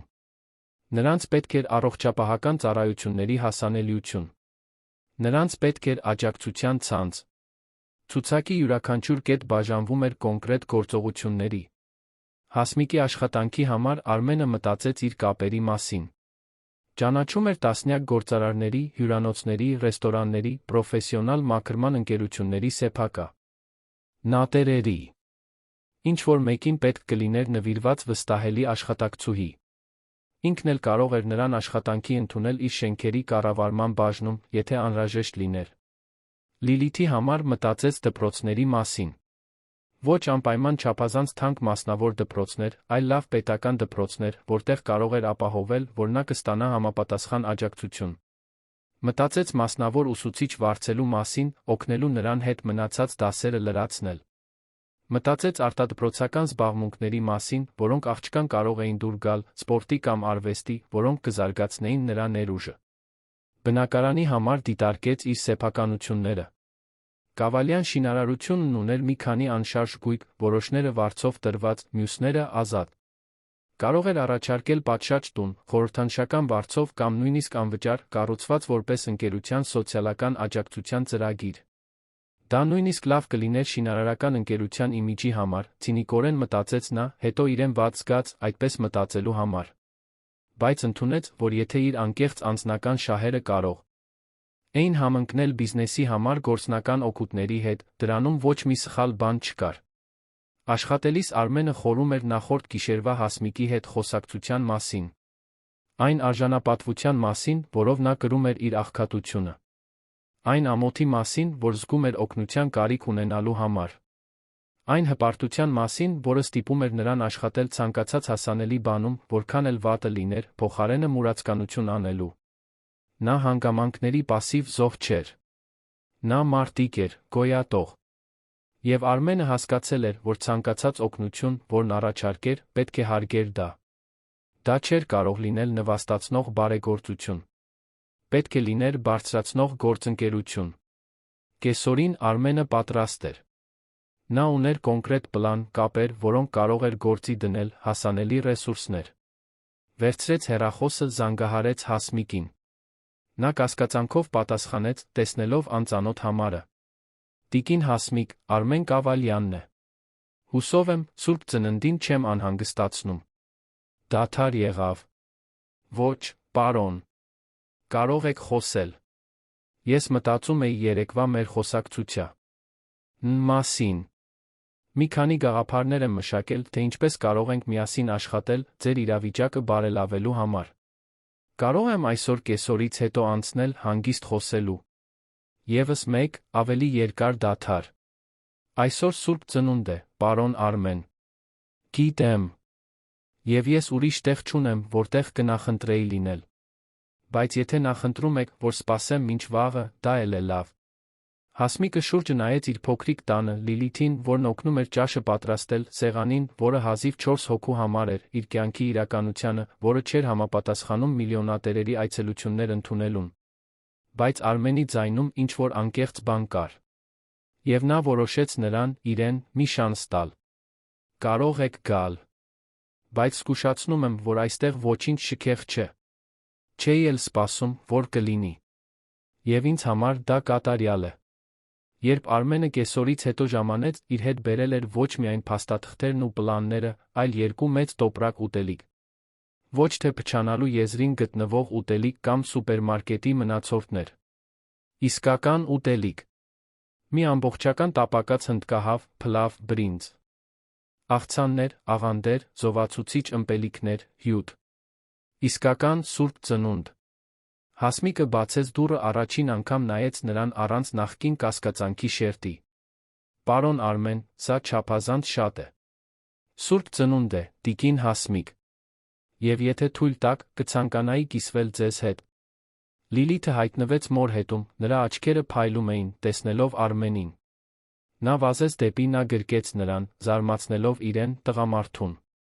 Արմենը, որը երեխաների հետ շատ փորձ չուներ, սկզբում մի փոքր անհարմար զգաց, բայց հետո պատասխանեց գրկախառնությանը։ Այդ ինքնաբուխ սիրո ժեստի մեջ հուզիչ մի բան կար, եկած մի աղջկանից, որը բոլոր պատճառներն ուներ կասկածելու մեծահասակներին։ Նրանք միասին պատրաստեցին սեղանը, խառնելով Հասմիկի պատրաստած ուտելիքը նրա հետ, ինչ բերել էր Արմենը։ Արդյունքը տարօրինակ, բայց կատարյալ խառնուրդ էր 2 աշխարհների, որոնք հազվադեպ էին հանդիպում։ Նրանք երեքով նստեցին փոքրիկ սեղանի շուրջ, տարիների մեջ առաջին անգամ, Արմենը, Հասմիկն ու Լիլիթն իրենց զգացին ընտանիքի նման մի բանի մաս։ Ճաշի ընթացքում Արմենը ներկայացրեց իր պլանը։ Խոսեց Հասմիկի համար աշխատանքի հնարավորությունների, Լիլիթի համար պատշաճ կրթություն ապահովելու, ավելի լավ բնակարանի հնարավորությունների մասին։ Խոսեց դանդաղ, դադարներով, համոզվելով, որ Հասմիկը հասկանում է, որ դրանք դատարկ խոստումներ չեն, այլ կոնկրետ գործողություններ, որոնք նա պատրաստ էր իրականացնել։ Հասմիկը լսեց ամեն ինչ, տալով գործնական հարցեր։ Որքան կարժենար։ Ինչ կակնկալվեր իրենից փոխարենը։ Պայմանագրեր կլինեին։ Փաստաթղթեր։ Նրան նախկինում խաբել էին գեղեցիկ խոստումներով, որոնք թակարդներ էին թաքցնում։ Թույլ չէր տա, որ դա նորից կրկնվի։ Արմենը գնահատեց հարցերը։ Դրանք ցույց էին տալիս խելք-զգուշություն, որակներ, որոնք պետք էին նրա իրավիճակում գոյատելու համար։ Նա ազնվորեն պատասխանեց ամեն ինչին։ Այո, կլինեին թղթեր։ Պաշտոնական աշխատանքային պայմանագրեր, վարձակալության փաստաթղթեր, ամեն ինչ օրինական թափանցիկ։ Ոչ, ոչինչ չէր ակնկալում, բացի նրանից, ինչ ցանկացած գործատու կակնկալեր ցանկացած աշխատողից։ Ազնիվ աշխատանք, արդար աշխատավարձի դիմաց։ Բնակարանային օգնությունը կկառուցվեր։ Որպես ընկերության սոցիալական ծրագրի մաս, մի բան, որը նա նույնիսկ մտադիր էր ընդլայնել այլ կարիքավոր ընտանիքների համար, եթե սա աշխատեր։ Իսկ սրա մասին ինչ, հարցրեց Հասմիկը, մատնացույց անելով ուտելիքը, այն ամենը, ինչ նա բերել էր։ Սա հաշվի մեջ մտնում է։ Ոչ, վստահորեն ասաց Արմենը։ Սա Սուրբ Ծնունդ է։ Սա մարդկություն է։ Ոչ մի հաշվի մեջ չի մտնում։ Կեսօրվա ընթացքում, մինչ նրանք խոսում էին ուտում, ինչ-որ կախարդական բան տեղի ունեցավ։ Նրանց տարբեր իրականությունների միջ պատերը սկսեցին փլուզվել։ Արմենը խոսեց իր ընտանիքի այն միայնության մասին, որ զգում էր չնայած ողջ հարստությանը, այն մասին, թե ինչպես էր կորցրել հորը, ինչպես էր դա փոխել իր տեսակետը, այն մասին, թե ինչն է իրականում կարոր։ Հասմիկը խոսեց իր երազանքների, այն մասին, թե ինչպես էր ուզում, որ Լիլիթն ունենա հնարավորություններ, որոնք ինքը երբեք չէր ունեցել, այն մասին, թե ինչպես էր երբեմն իրեն ձախողված զգում, բայց շարունակում էր պայքարել, որովհետև հանձնվելը տարբերակ չէր։ Լիլիթը իր հերթին պարզապես վայելում էր, որ երգում է։ Ծահասակ ուշադրություն են դարձնում իրեն, խոսում են իր հետ, կարծես իր կարծիքները կարող լինեին, վերաբերվում են իրեն որպես երեխայի, այլ ոչ թե որպես փոքրիկ անտեսանելի աշխատողի։ Նա խոսեց դպրոցի, ընկերուհիների, սիրելի մուլտֆիլմերի, երեխայի անմիտ երազանքների մասին, որոնք անհնարին էին թվում, բայց որոնք Արմենը մտովի նշում էր որպես բաներ, որոնք կարող էր իրականություն դարձնել։ Երբ Արը սկսեց մայր մտնել, Երանի երկինքը ներկելով նարնջագույն վարդագույն երանգներով, Արմենը գիտեր, որ պետք է գնա։ Բայց մինչ այդ, նա վերցրեց մի ծրար, որը բերել էր։ Տիկին Հասմիկ, սա կանխավճար է։ Բավարար գումար այս հաջորդ ամսվա վարձի համար, գումարած որոշ լրացուցիչ բան, այն ամենի համար, ինչ ձեզ պետք կլինի։ Սա բարեգործություն չէ, սա ներդրում է։ Ներդրում ձեզանում, ձեր արժանապատվության մեջ, ձեզ շունչ քաշելու հնարավորություն տալու մեջ, մինչ մենք ամեն ինչ կազմակերպում ենք։ Հասմիկը դողացող ձեռքերով վերցրեց ծրարը։ Բացեց տեսավ ավելի շատ գումար, քան վաստակում էր 3 ամսվա քրտնաջան աշխատանքով։ Արցունքները լցրին նրա աչքերը։ Ես չգիտեմ, ինչպես ձեզ շնորհակալություն հայտնել։ Պետք չէ շնորհակալություն հայտնել։ Պարզապես պետք է վստահել։ Վստահել, որ մենք կարող ենք սա ստացվեցնել միասին։ Դուք, ես, Լիլիթը։ Որպես գործընկերներ, ոչ թե որպես փրկիչ զոհ։ Որպես մարդիկ, որոնք օգնում են միմյանց, որովհետև հենց այդպես պետք է աշխարհն աշխատի։ Սուրբ ծննդից հետո հաջորդող օրերին Հասմիկի Լիլիթի կյանքը սկսեց փոխվել շոշափելի ձևով։ Արմենը կատարեց յուրաքանչյուր խոստում։ Նա Հասմիկի համար աշխատանք գտավ մի ընկերոջ պրոֆեսիոնալ մաքրման ընկերությունում, աշխատանքային գրքույկով, հաստատուն աշխատավարձով, արտոնություններով։ Դա գլամուրային աշխատանք չէր, բայց արժանապատիվ էր, կայուն, օրինական։ Հասմիկը կսկսեր նոր տարվանից։ Լիլիթի համար նրան գրանցեց իր որակով հայտնի պետական դպրոցում, ապահովեց բոլոր անհրաժեշտ պարագաները, համապատասխան համազգեստները վարձեց մասնավոր ուսուցչուհի, որը շաբաթական 2 անգամ կգար, օգնելու նրան հետ մնացած առարկաները լրացնել։ Ինչ վերաբերում է բնակարանին, նա առաջարկեց մի փոքր, բայց պատշաճ տուն ավելի լավ թաղամասում։ Շինարարական ընկերության անշարժ գույքերից մեկը, որն ազատ էր։ 2 ննջասենյակ, լիարժեք լոգարան, տարածքով խոհանոց, խելամիտ հյուրասենյակ։ Շքեղություն չէր, բայց շենքավիթի կապույտ տան համեմատ պալատ էր։ Վարձը խորհրդանշական կլիներ, գումար, որը Հասմիկը կարող էր վճարել իր նոր աշխատավարձով, առանց դժվարանալու։ Բայց ամեն ինչ հեշտ չէր։ Դիմադրություն եղավ։ Բարդություններ եղան։ Պահեր եղան, երբ ամեն ինչ գրեթե փլուզվեց։ Ընտանեկան սուպերմարկետի մասին պատմությունը սկսեց տարածվել։ Արմենը չէր կանչել մամուլին, ինչպես սկզբում սպառնացել էր, բայց չկարողացավ խանգարել, որ աշխատակիցները խոսեն, որ հարանները բամբասեն, որ պատմությունն ինքնուրույն կյանք ստանա։ Մի քանի օրվա ընթացքում թաղամասի սոցիալական ցանցերի խմբերը քննարկում էին դեպքը։ Ոմանք պաշտպանում էին Վարդանին ու Կարինեին, ասելով, որ նրանք իրենց ձով օգնել էին աղջկան։ Մյուսները դատապարտում էին նրանց, կոչ անելով բոյկոտել սուպերմարկետը։ Հանրային ճնշումը ստիպեց Վարդանին ու Կարինեին ավելի կտրուկ քայլերի դիմել։ Նրանք հրապարակայնորեն հայտարարեցին, որ փոխում է իրենց քաղաքականությունը, որ սնունդ կնվիրաբերեն բարեգործական հաստատություններին, որ այլս երբեք թույլ չեն տա նման իրավիճակներ։ Դա վնասների վերահսկում էր, Արմենը գիտեր, բայց նա իրական փոփոխություն էր։ Եվ երբեմն շարժառիթն ավելի քիչ կարևոր էր, քան արդյունքները։ Հասմիկը նույնպես դատաստանի ենթարկվեց։ Հարանները, որոնք նախկինում համակրում էին նրա պայքարին, այժմ շշնջում էին, թե նա իրեն վաճառել է հարուստ տղամարդու, որ անշուշտ ինչ-որ այլ բան կա այդ ողջ օգնության հետում, որ ոչ ոք այդպես անվճար չի օգնում։ Լուրերը դաժան էին անհիմն, բայց ցավեցնում էին։ Մի օր կեսօրին Հասմիկը եկավ նոր տուն, որտեղ կամաց-կամաց տեղափոխվում էին, լացից կարմրած աչքերով։ Արմենն այնտեղ էր, օգնելով հավաքել կահույքը, որը գնել էր տան համար։ Ինչ է պատահել, հարցրեց նա անհանգիստ։ Մարդիկ, ասաց Հասմիկը հեկեկոցների միջից։ Այն բաները, որ ասում են, որ ես օգտվում եմ քեզանից, որ դու ես օգտվում ինձանից, որ այս ամենում թաքնված շահ կա, այլս չեմ դիմանում։ Արմենը զայրույթ զգաց։ Զայրույթ մարդկանց հանդեպ, որոնք դատում էին, առանց իմանալու։ Զայրույթ մի հասարակության հանդեպ, որը անկեղծ բարության գործերն այնքան հազվադեպ էր դարձնում, որ երբ դրանք տեղի էին ունենում, կասկածանքով էին դիտվում։ Տիկին Հասմիկ, նայեք ինձ։ Կարորը ճշմարտությունն է։ Մենք գիտենք ճշմարտությունը։ Լիլիթը գիտի։ Սա է կարորը։ Մարդիկ միշտ խոսելու են, անկախ նրանից, թե ինչ ենք մենք անում։ Եթե շարունակեինք ինչպես առաջ, կասեին, որ դուք անփույթ եք, թողնելով Լիլիթին աշխատել։ Հիմա, որ փոխվել ենք, ասում են, որ թաքնված շահեր կան։ Այս խաղում հաղթել հնարավոր չէ։ Այնպես որ, մենք պարզապես չենք խաղում։ Մենք անում ենք այն, ինչ ճիշտ է, թողնում ենք, որ մյուսները խոսեն, ինչ ուզում են։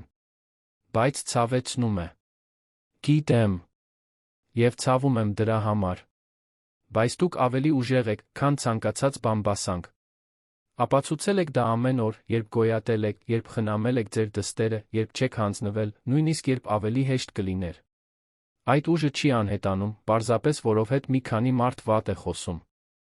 Հասմիկը սրբեց արցունքները գլխով արեց։ Նա ճիշտ էր։ Գոյատել էր բամբասանքից ավելի ատ բաներ։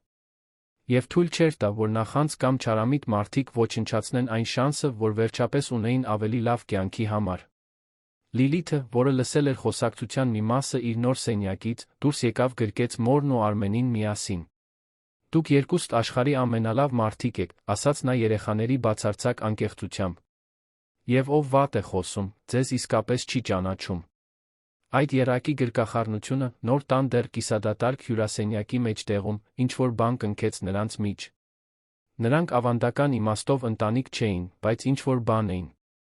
Մի կապ, որը ձևավորվել էր ոչ թե արյունով, այլ ընտրությամբ, կարիքով, ընդհանուր մարդկությամբ։ Հունվարի ընթացքում նոր առօրյան հաստատվեց։ Հասմիկն աշխատում էր տպավորիչ նվիրումով, միշտ շուտ էր գալիս, անում էր ավելին, քան իրենից պահանջվում էր, վաստակելով գործընկերների վերադասների հարգանքը։ Լիլիթը խանդավառությամբ հաճախում էր նոր դպրոց, ձեռք բերելով ընկերներ, բարելավելով գնահատականները, ծաղկելով այնպես, ինչպես երեխաներն են ծաղկում, երբ վերջապես ունենում են այն, ինչ իրենց պետք է։ Ռմենը կանոնավոր այցելում էր։ Ոչ ամեն օր, չխախտելով նրանց տարածքը, բայց բավականաչափ ներկա, որ Լիլիթը սկսեց նրան քեռի Արմեն անվանել։ Ոչ պաշտոնական տիտղոսը բնականաբար առաջացավ, առանց որը մեկի ստիպելու։ Եվ Արմենը հայտնաբերեց, որ դա իրեն դուր է գալիս։ Դուր էր գալիս քեռի լինելը։ Դուր էր գալիս ունենալ մեկին, ով ուրախանում էր, երբ նա գալիս էր։ Դուր էր գալիս զգալ, որ իր կյանքը նպատակ ունի, բիզնես հանդիպումներից եռամսյակային շահույթներից դուրս։ Բայց կային բարդություններ, որոնք ոչ ոք չէր կանխատեսել։ Հունվարի կեսերին մի սոցիալական աշխատող հայտնվեց նոր տանը։ Նրան տեղեկացրել էին պաշտոնական ուղիներով իրավիճակի մասին։ Միայնակ մայր, որը հանկարծակի փոխել էր թաղամասը, կայուն աշխատանք էր գտել, դստերը գրանցել էր ավելի լավ դպրոցում։ Պետք էր հետաքննել համոզվելու համար, որ ամեն ինչ արվում է պատշաճ կերպով, որ անկանոն ոչինչ չկա։ Հասմիկը խուճապի մատնվեց։ Վախեցավ, որ Լիլիթին կվերցնեն իրենից, որ ինչ-որ դաժան բյուրոկրատիա կորոշի, որ ինքը հարմար չէ որպես մայր, որ հանկարծակի բարելավումները կդիտվեն որպես կասկա։ Ծելի, այլ ոչ թե օրհնություն։ Արմենը, երբ իմացավ, օգտագործեց իր կապերը գործընթացը հեշտացնելու համար։ Ապահովեց, որ բոլոր փաստաթղթերը կարգին են, որ ամեն ինչ թափանցիկ օրինական է։ Անձամբ խոսեց սոցիալական աշխատողի հետ, բացատրեց իրավիճակը, տրամադրեց երաշխավորագրեր, ցույց տվեց, որ իր մտադրություններն անկեղծ են, որ Հասմիկը նվիրված մայր է, որը վերջապես ստանում է այն աջակցությունը, որին արժանի է։ Հետաքննությունը սթրեսային էր, բայց ի վերջո սոցիալական աշխատողը եզրակացրեց, որ ոչ մի սխալ բան չկա։ Ընդհակառակը, դա հազվադեպ դեպք էր, թե ինչպես կարող է մասնավոր օգնությունն աշխատել, երբ լավ մտադրություններով է լավ իրականացված։ Նա նույնիսկ առաջարկեց, որ Արմենը փաստաթղթավորի գործընթացը, որ գուցե դա կարող է օրինակ ծառայել իրական սոցիալական պատասխանատվությամբ հետաքրքրված այլ գործարարների համար։ Արմենը դիտարկեց գաղափարը։ Գուցե այստեղ ավելի մեծ բան կար։ Գուցե կարող էր այդ անձնական փորձը վերածել ավելի լայն շարժման։ Բայց նախ պետք էր ապահովել, որ այն լիովին աշխատի Հասմիկի Լիլիթի համար։ Մնացածը կարող էր հետո գալ։ Մի շաբաթ երեկո, արդեն հունվարի վերջին, երեքը նոր տան հյուրասենյակում էին։ Հենց նոր էին ավարտել Լիլիթի ընտրած ֆիլմը դիտելը, մի անմիտ կատակերգություն, որը ստիպել էր նրան անդադար ծիծաղել։ Այժմ նա քնած էր բազմոցին, հենված Հասմիկին, լիովին հանգիստ ապահով։ Արմենը դիտում էր տեսարանը, զգաց մի բան, որը երկար ժամանակ չէր զգացել։ Խաղաղություն, բավարարվածություն։ Այն զգացողությունը, որ գտնվում է հենց այնտեղ, որտեղ պետք է լինի, անելով հենց այն, ինչ պետք է անի։ Հասմիկը նկատեց հայացքը ժպտաց։ Ինչի՞ մասին ես մտածում։ Որ գուցե այն գիշերը սուպերմարկետում լավագույն բանն էր, որ պատահել է ինձ հետ տարիների ընթացքում։ Գիտեմ, որ եսասիրական է հնչում դա ասելը, հաշվի առնելով, որ ես գտա մի երեխայի սարսափելի իրավիճակում։ Բայց դա փոխեց նա իմ կյանքը, գիտես։ Հիշեցրեց ինձ, որ փողից ավելի կարևոր բաներ կան։ Որ իրական մարդկային կապերն են, որ իմաստ են տալիս ամեն ինչին։ Հասմիկը գլխով արեց։ Փոխեց նա մեր կյանքը։ Ձերով, որոնք դեռ փորձում եմ հասկանալ։ Բայց շնորհակալ եմ, Արմեն։ Մեզ տեսնելու համար։ Ոգ տանելու համար։ Ոչ միայն խոստանալու, այլ անելու համար։ Պետք չէ շնորհակալություն հայտնել։ Մենք գործընկերներ ենք այս ճանապարհորդության մեջ, հիշում ես։ Նրանք հարմարավետ լռության մեջ մնացին, դիտելով քնած Լիլիթին, լսելով դրսի գիշերվա ձայները։ Կյանքը դեռ մարտահրավերներ ուներ առջում։ Միշտ կունենար։ Բայց հիմա, առաջին անգամ, նրանք միասին կդիմակայեին։ Մի ոչ ավանդական ընտանիք, որը ձևավորվել էր ամենաանհավանական հանգամանքներով, բայց այնուամենայնիվ ընտանիք։ Եվ երբեմն, մտածեց Արմենը, լավագույն ընտանիքները նրանք են, որոնք մենք ենք ընտրում, ոչ թե նրանք, որոնցում ծնվում ենք։ 3 ամիս էր անցել այն սուրբ ծննդյան նախօրեից, որը փոխել էր ամեն ինչ։ Մարտը եկել էր, իր հետ բերելով Երանի աշունը, տերները սկսում էին ստանալ դեղին կարմիր երանգներ, օդը երեկոյան ավելի զով էր դառնում։ Եվ մարտի հետ եկել էր նա Լիլիթի 9-րդ տարեդարձը։ Արմենն առաջարկել էր խնջույք կազմակերպել։ Ոչինչ չափազանցված, բայց ինչ-որ առանձնահատուկ բան նշելու այդ օրը, Լիլիթի առաջին տարեդարձը իր նոր կյանքում։ Հասմիկը սկզբում տատանվ էր, դեռ անհարմար զգալով ավելին ընդունելու գաղափարից, քան արդեն ընդունել էին։ Բայց տեսնելով Լիլիթի փայլող աչքերը, իսկական խնջույք պատկերացնելիս, տորթով ընկերուհիներով, զիջեց։ Նրանք ամեն ինչ կազմակերպեցին նոր տանը։ Արմենը վարձել էր փոքրիկ ֆուրշետ, գնել էր պարզ, բայց գեղեցիկ զարդարանքներ, պատվիրել էր 3 հարկանի տորտ, Լիլիթի ընտրած թեմայով։ Հասմիկը հրավիրել էր դպրոցի նոր ընկերուհիներին, շենքի հարաններին աշխատանքի մի քանի գործընկերների, որոնք ընկերներ էին դարձել։ Արմենը հրավիրել էր շինարարական ընկերության մի քանի աշխատակիցների, որոնք իմացել էին պատմությունը, ուզում էին անձամբ ծանոթանալ աղջկա հետ։ Տարեդարձի առավոտյան, մինչ տունն էին պատրաստում, Հասմիկն ու Արմենը կողք կողքի աշխատում էին, կախելով գունավոր դրոշակներ։ Նրանց միջ հարմարավետ մտերմություն կար, որը զարգացել էր ամիսների ընթացքում։ Ոչ ռոմանտիկ, բայց իսկապես ջերմ։ Խորը ընկերություն, հիմնված փոխադարձ հարգանքի ընդհանուր փորձառությունների վրա։ Գիտես, ասաց Հասմիկը, ուղղելով մի փուչիկ, որը համառորեն չէր մնում իր տեղում։ Երբեմն դեռ արթնանում եմ մտածում, որ այս ամենը երազ է։ Որ իսկապես կարթնանամ կլինեմ կապույտ տանը, դատարկ սառնարանով, անհանգստացած վարձի մասին։ Եվ ինչ ես անում, երբ այդպես ես մտածում, հարցրեց Արմենը։ Նայում եմ Լիլիթին։ Տեսնում եմ, թե ինչպես է նա փոխվել։ Ինչպես է ավելի երջանիկ, ավելի ազատ, ավելի երեխա։ Եվ գիտեմ, որ իրական է։ Որ մենք հասանք մեր ուզածին։ Որ նա ունենում է այն մանկությունը, որին արժանի է։ Նա դադարեցրեց իր գործը, ուղիղ նայեց Արմենին։ Եվ դա քո շնորհիվ է։ Անկախ նրանից, թե քանի անգամ ես ասում, որ մենք գործընկերներ ենք, որ ես իմ մասն եմ արել։ Ճշմարտությունն այն է, որ դու փոխեցիր մեր կյանքը։ Եվ չգիտեմ, թե երբեք կկարողանամ պատշաճ կերպով փոխհատուցել դա։ Արմենը նույնպես կանգ առավ, իջավ աթոռից, որի վրա փորձում էր կախել շնորհավոր ծնունդ գրությամբ ժապավենը։ Տիկին Հասմիկ, դուք արդեն փոխհատուցել եք։ Ամեն անգամ, երբ Լիլիթն ինձ գրկում է, Քերի է անվանում։ Ամեն անգամ, երբ դուք ինձ ընթրիքի եք հրավիրում, մենք խոսում ենք օրվա մասին։ Ամեն անգամ, երբ զգում եմ, որ իրակ ան մի բանի մասն եմ, ոչ միայն իմ արտոնությունների պղպջակի։ Դա ավելի քան բավարար փոխհատուցում է։ Հասմիկը ժպտաց, բայց նրա աչքերը խոնավացան։ Դու պարտավոր չէիր այս ամենն անել, Արմեն։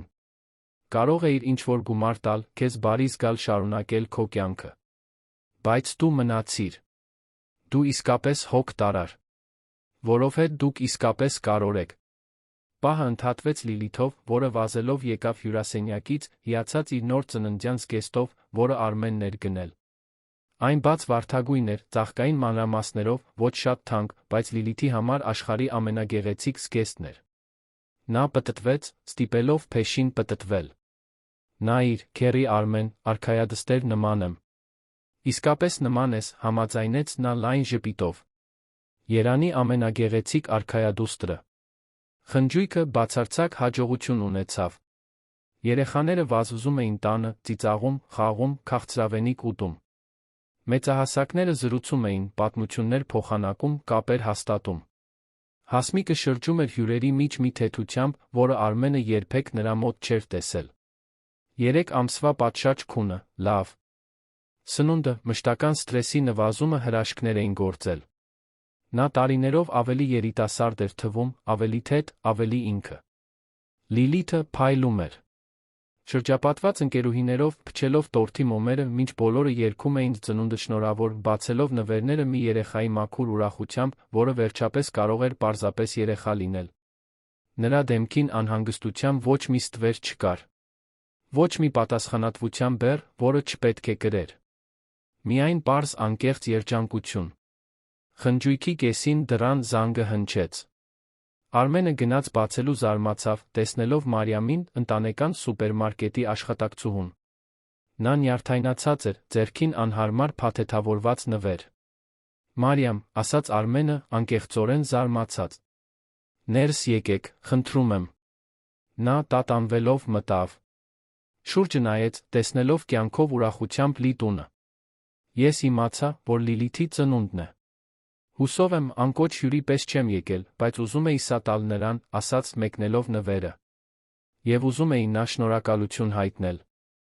Ինչի՞։ Համար շնորհակալություն։ Մարիամը խորը շունչ քաշեց։ Այն գիշերվանից հետո սուպերմարկետում շատ բան փոխվեց։ Ոչ միայն սուպերմարկետում, այլ իմ մեջ։ Հասկացա, որ ես համաձայնվում էի սխալ բանի հետ։ Որ աշխատանքը կորցնելու վախը չէր արդարացնում լուռ մնալը։ Այնպես որ, սկսեցի ավելի շատ խոսել։ Ավելի շատ հարցեր տալ։ Եվ գիտեք ինչ եղավ։ Ինձ պաշտոնի բարձրացում տվեցին։ Վարդանն ու Կարինեն հասկացան, որ իրենց պետք են մարդիկ, որոնք ճշմարտությունն են ասում, ոչ թե պարզապես հնազանդվում։ Հիմա ես կառավարիչ եմ։ Եվ իմ պարտականությունների մի մասն է ապահովել, որ այնպիսի բան, ինչպիսին Լիլիթի հետ պատահեց, այլս չկրկնվի։ Արմենը ժպտաց։ Ուրախ եմ դա լսելու համար, Մարիամ։ Իսկապես։ Նրանք կանչեցին Լիլիթին, որը զարմացավ ուրախացավ, տեսնելով Մարիամին։ Կինը ծնկի իջավ աղջկա հասակին տվեց նվերը։ Շնորհավոր ծնունդդ, Լիլիթ։ Եվ ներիր, որ ավելին չարեցի քեզ համար, երբ պետք էր։ Լիլիթը, հեշտ ներող երեխաների անմեղ իմաստությամբ, պարզապես ժպտաց գրկեց Մարիամին։ Ամեն ինչ լավ է։ Հիմա ամեն ինչ ավելի լավ է։ Եվ իսկապես այդպես էր։ Ամեն ինչ ավելի լավ էր։ Ոչ կատարյալ, որովհետև կյանքը երբեք կատարյալ չէ։ Բայց անսահման ավելի լավ, քան կար։ Ավելի ուշ, երբ խնջույքը սկսում էր ավարտվել, հյուրերը կամաց-կամաց հեռանում էին, եկավ մի անսպասելի այցելու, որը նորից կփոխեր ամեն ինչ։ Մի էլեգանտ կին, մոտ 60 տարեկան, ալեխառն մազերը կատարյալ հարդարված, թանկ, բայց զուսպ հագուստով։ Նա զանգեց դուռը, երբ Արմենը բացեց, գունատվեց։ Մայր, ասաց նա, ցնցված։ Ինչ ես անում այստեղ։ Անուշ Կավալյանը նայեց որդուն մի արտահայտությամբ, որը խառնուրդ էր հետաքրքրության մի բանի, որը կարող էր լինել դժգոհություն կամ հետաքրքրասիրություն, դժվար էր տարբերել։ Եվրոպայից շուտ վերադարձա։ Եվ շատ հետաքրքիր պատմություններ լսեցի իմ որդու մասին։ Որոշեցի իմ աչքերով տեսնել։ Արմենն իրեն հանկարծ զգաց ինչ-որ սխալ բան անելիս բռնված դեռահասի պես, թե տրամաբանորեն գիտեր, որ ոչ մի սխալ բան չկար նրանում, ինչ անում էր։ Այնուամենայնիվ, մոր ներկայությունը իր հետ բերած ողջ հուզական բեռով փոխում էր ամեն ինչի դինամիկան։ «Ներս արի», ասաց նա, որոշելով, որ ոչինչ թաքցնելու պատճառ չկա։ Անուշը մտավ, նրա ափը որցառու հայացքը սահեց տեսարանի վրայով։ Համեստ, բայց սիրով կահավորված տունը։ Երեխայի խնջույքի զարդարանքները։ Վերջին հյուրերը, որոնք զրուցում էին։ Հասմիկը, որը մաքրում էր թղթե բաժակները։ Լիլիթը, որը մի ընկերուհու հետ խաղում էր հյուրասենյակի անկյունում։ «Այստեղ ես անցկացրել քո ժամանակը», ասաց Անուշը ոչ այնքան հարցի տեսքով։ «Այո»։ «Մայր, թույլ տուր ներկայացնեմ։ Տիկին Հասմիկ, Լիլիթ, եկեք այստեղ, խնդրում եմ»։ Հասմիկը մոտեցավ, նյարդայնացած ձեռքերը սրբելով տաբատին։ Լիլիթը վազելով եկավ, կանգնելով Արմենի կողքին մի մտերմությամբ, որը չվրիպեց Անուշի աչքից։ «Սա մայրս է, Անուշ Կավալյանը», ասաց Արմենը։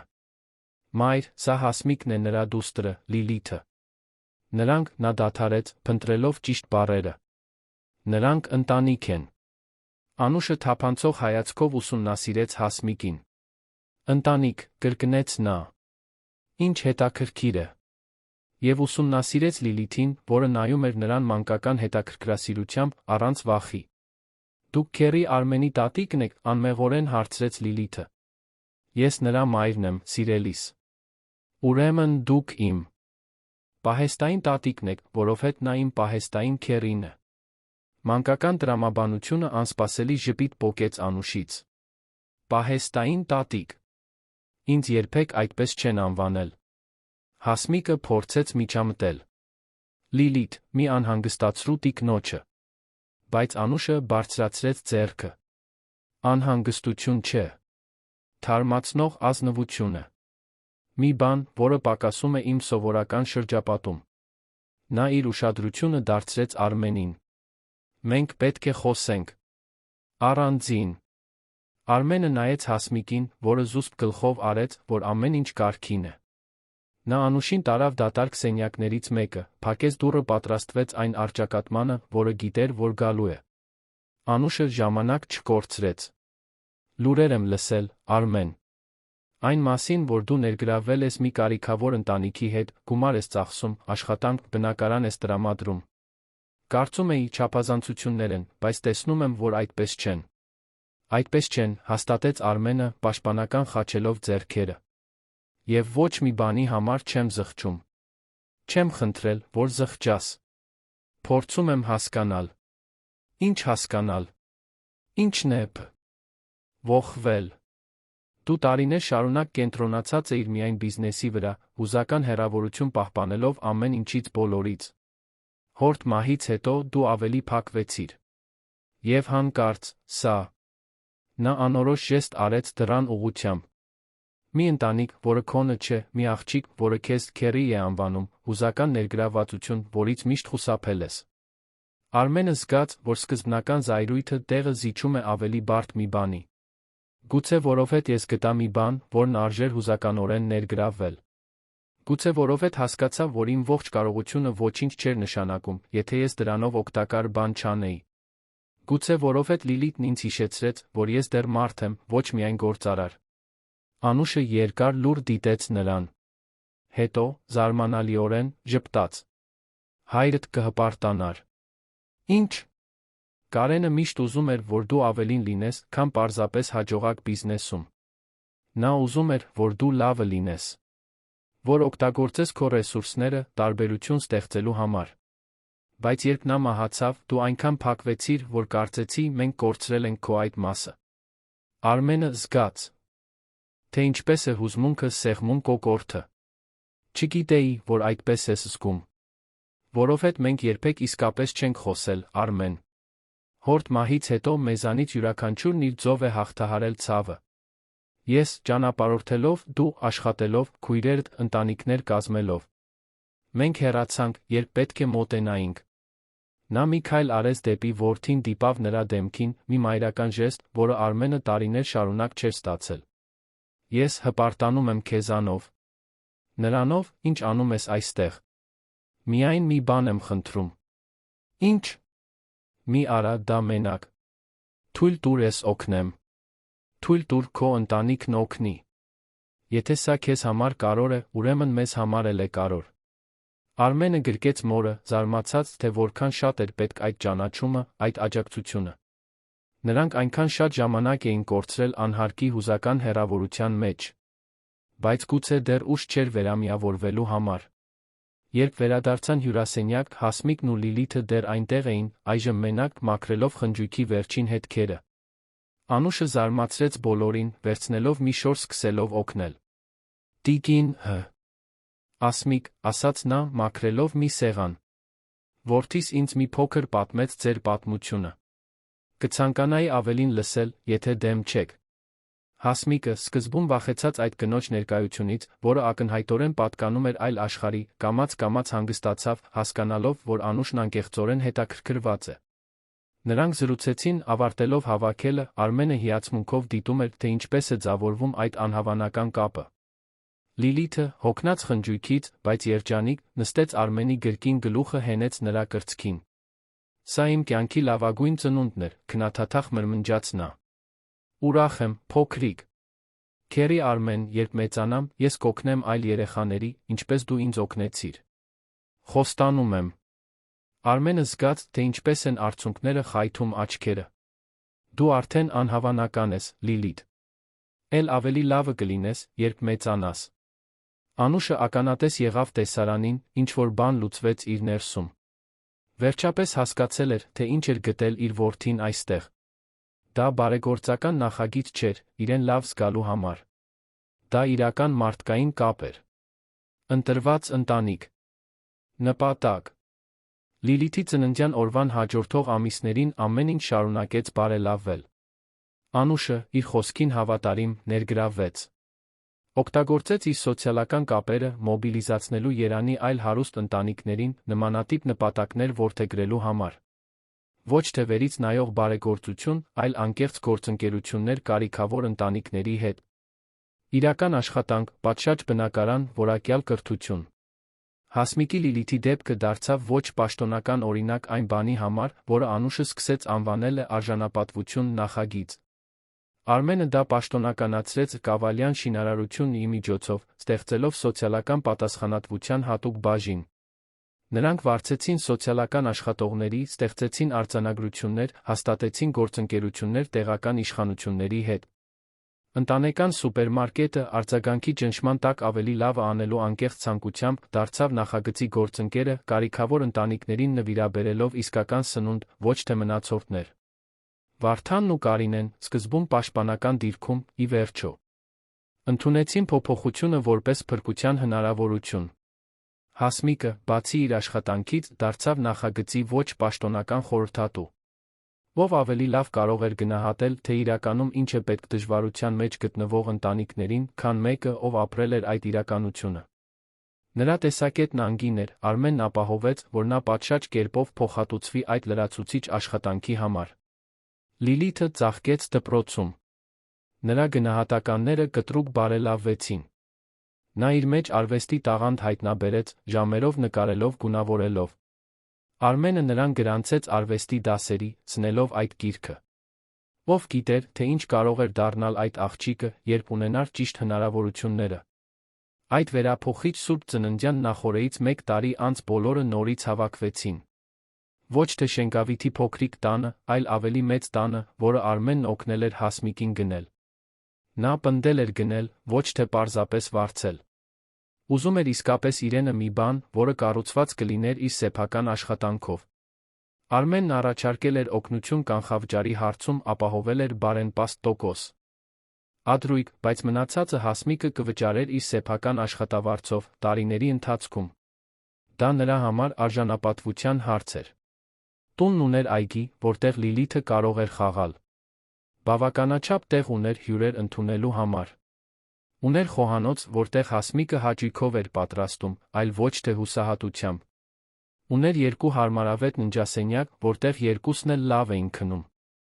Իսկական տուն էր։ Այդ Սուրբ Ծննդին, բացի Հասմիկից, Լիլիթից, Արմենից, այնտեղ էին նա Անուշը, Արմենի քույրերն իրենց ընտանիքներով, արժանապատվություն նախագծի որոշ շահառուներ իրենց ընտանիքներով, ընկերներ դարձած աշխատակիցներ։ Տունը լի էր կյանքով, աղմուկով, ծիծաղով։ Արմենը, դիտելով տեսարանը, մտածեց, թե որքան է փոխվել իր կյանքը։ 1 տարի առաջ նա մենակ էր իր դատարկ բնակարանում, խորելով մեկ անիմաստ Սուրբ Ծննդի մասին։ Այժմ նա շրջապատված էր մարդկանցով, որոնց սիրում էր, որոնք իրեն էին սիրում։ Նա ուներ նպատակ, ուներ ընտանիք, ուներ իմաստ։ Հասմիկը մոտեցավ նրան խոհանոցում, որտեղ նա օգնում էր դասավորել ափսեները։ Շնորհակալ եմ, պարզ, ապես ասաց նա։ Դու արդեն 1000 անգամ շնորհակալություն ես հայտնել։ Եվ 1000 անգամ էլ կհայտնեմ։ Դու ինձ վերադարձրիր արժանապատվությունս, երբ մտածում էի, որ լիովին կորցրել եմ այն։ Ցույց տվեցիր, որ օգնություն խնդրելը թուլություն չէ, որ օգնություն ընդունելը ամոթ չէ։ Եվ ինձ վերադարձրիր իմ դստերը։ Ինչպես թե վերադարձրի քո դստերը։ Լիլիթը միշտ իմ դուստրն է եղել, իհարկե։ Բայց նա կորչում էր։ Կորցնում էր մանկությունը, անմեղությունը, թեթությունը։ Շատ արագ փոքրիկ մեծահասակ էր դառնում։ Դու օգնեցիր ինձ վերադարձնել նրան երեխա լինելու իրավունքը։ Եվ սա, ասաց նա արցունքոտ աչքերով, սա գին չունի։ Արմենը գրկեց Հասմիկին։ Դուք երկուստ ինձ վերադարձրիք իմ մարդկությունը։ Կասեի, որ մենք հավասար ենք։ Լիլիթը վազելով մտավ խոհանոց, այժմ 10 տարեկան տեսանելիորեն ավելի բարձրահասակ, ավելի վստահ, ավելի ինքը։ Քերի Արմեն, արի տես, թե ինչ նկար եմ նկարել քեզ համար։ Նա հետեց նրան դեպի հյուրասենյակ, որտեղ նա հպարտորեն ցույց տվեց շրջանակված նկարը։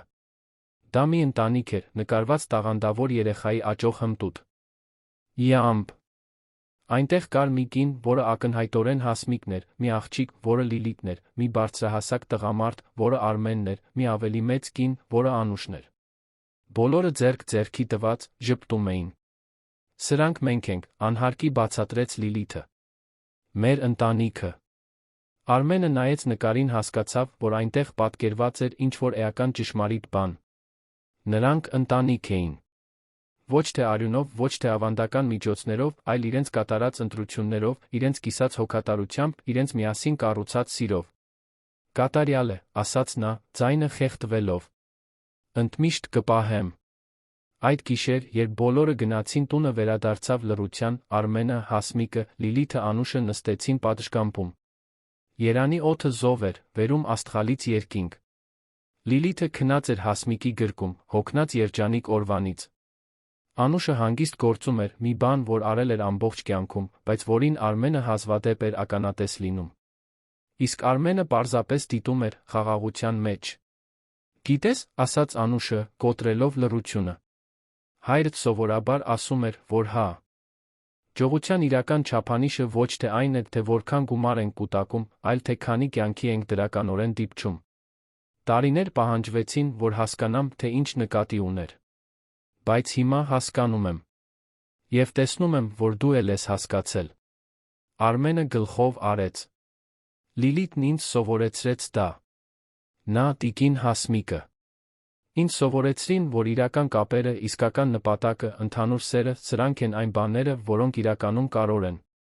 Մնացածը պարզապես միջոց է այդ նպատակներին հասնելու համար։ Հասմիկը, շոյելով Լիլիթի մազերը, ժպտաց։ Դուք ինձ էլ սովորեցրիք,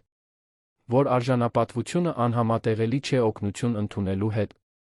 որ ուժը կարող է նշանակել ընդունել, որ աջակցության կարիք ունես, որ ընտանիքն այն է, ինչ մենք կառուցում ենք, ոչ թե պարզապես այն, ինչ ժառանգում ենք։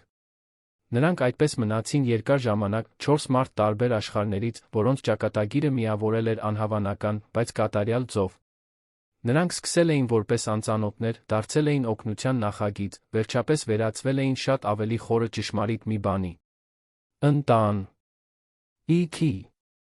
Եվ մինչ աստղերը փայլում էին Երանի վրա, մինչ Լիլիթը երազում էր հնարավոր ապագաների մասին, մինչ Հասմիկը վերջապես թույլ էր տալիս իրեն հանգստանալ առանց մշտական անհանգստությունների, մինչ Արմենն ու Անուշը վերամիավորվում էին ընդհանուր նպատակի միջոցով, մի բան պարզ դարձավ։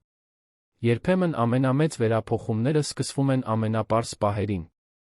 Մի տղամարդ, որը մտնում է սուպերմարկետ։ Մի աղջիկ, որը մրգեր է դասավորում։ Մի հանդիպում, որը չպետք է տեղի ունենար, բայց տեղի ունեցավ։ Եվ փոխեց ամեն ինչ։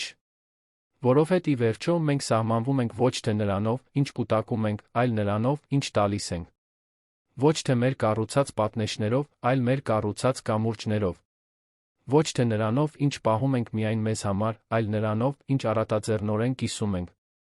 Եվ այն Սուրբ Ծննդյան նախօրեին 1 տարի առաջ, երբ Արմենը որոշեց կանգ առնել տեսնել այն, ինչ բոլորն անտեսում էին, երբ որոշեց գործել, այլ ոչ թե պարզապես անցնել, նա սկիզբ դրեց բարության, վերափոխման սիրո շղթայական ռեակցիայի, որը կդիպչեր տասնյակ կյանքերի, սկզբնական է։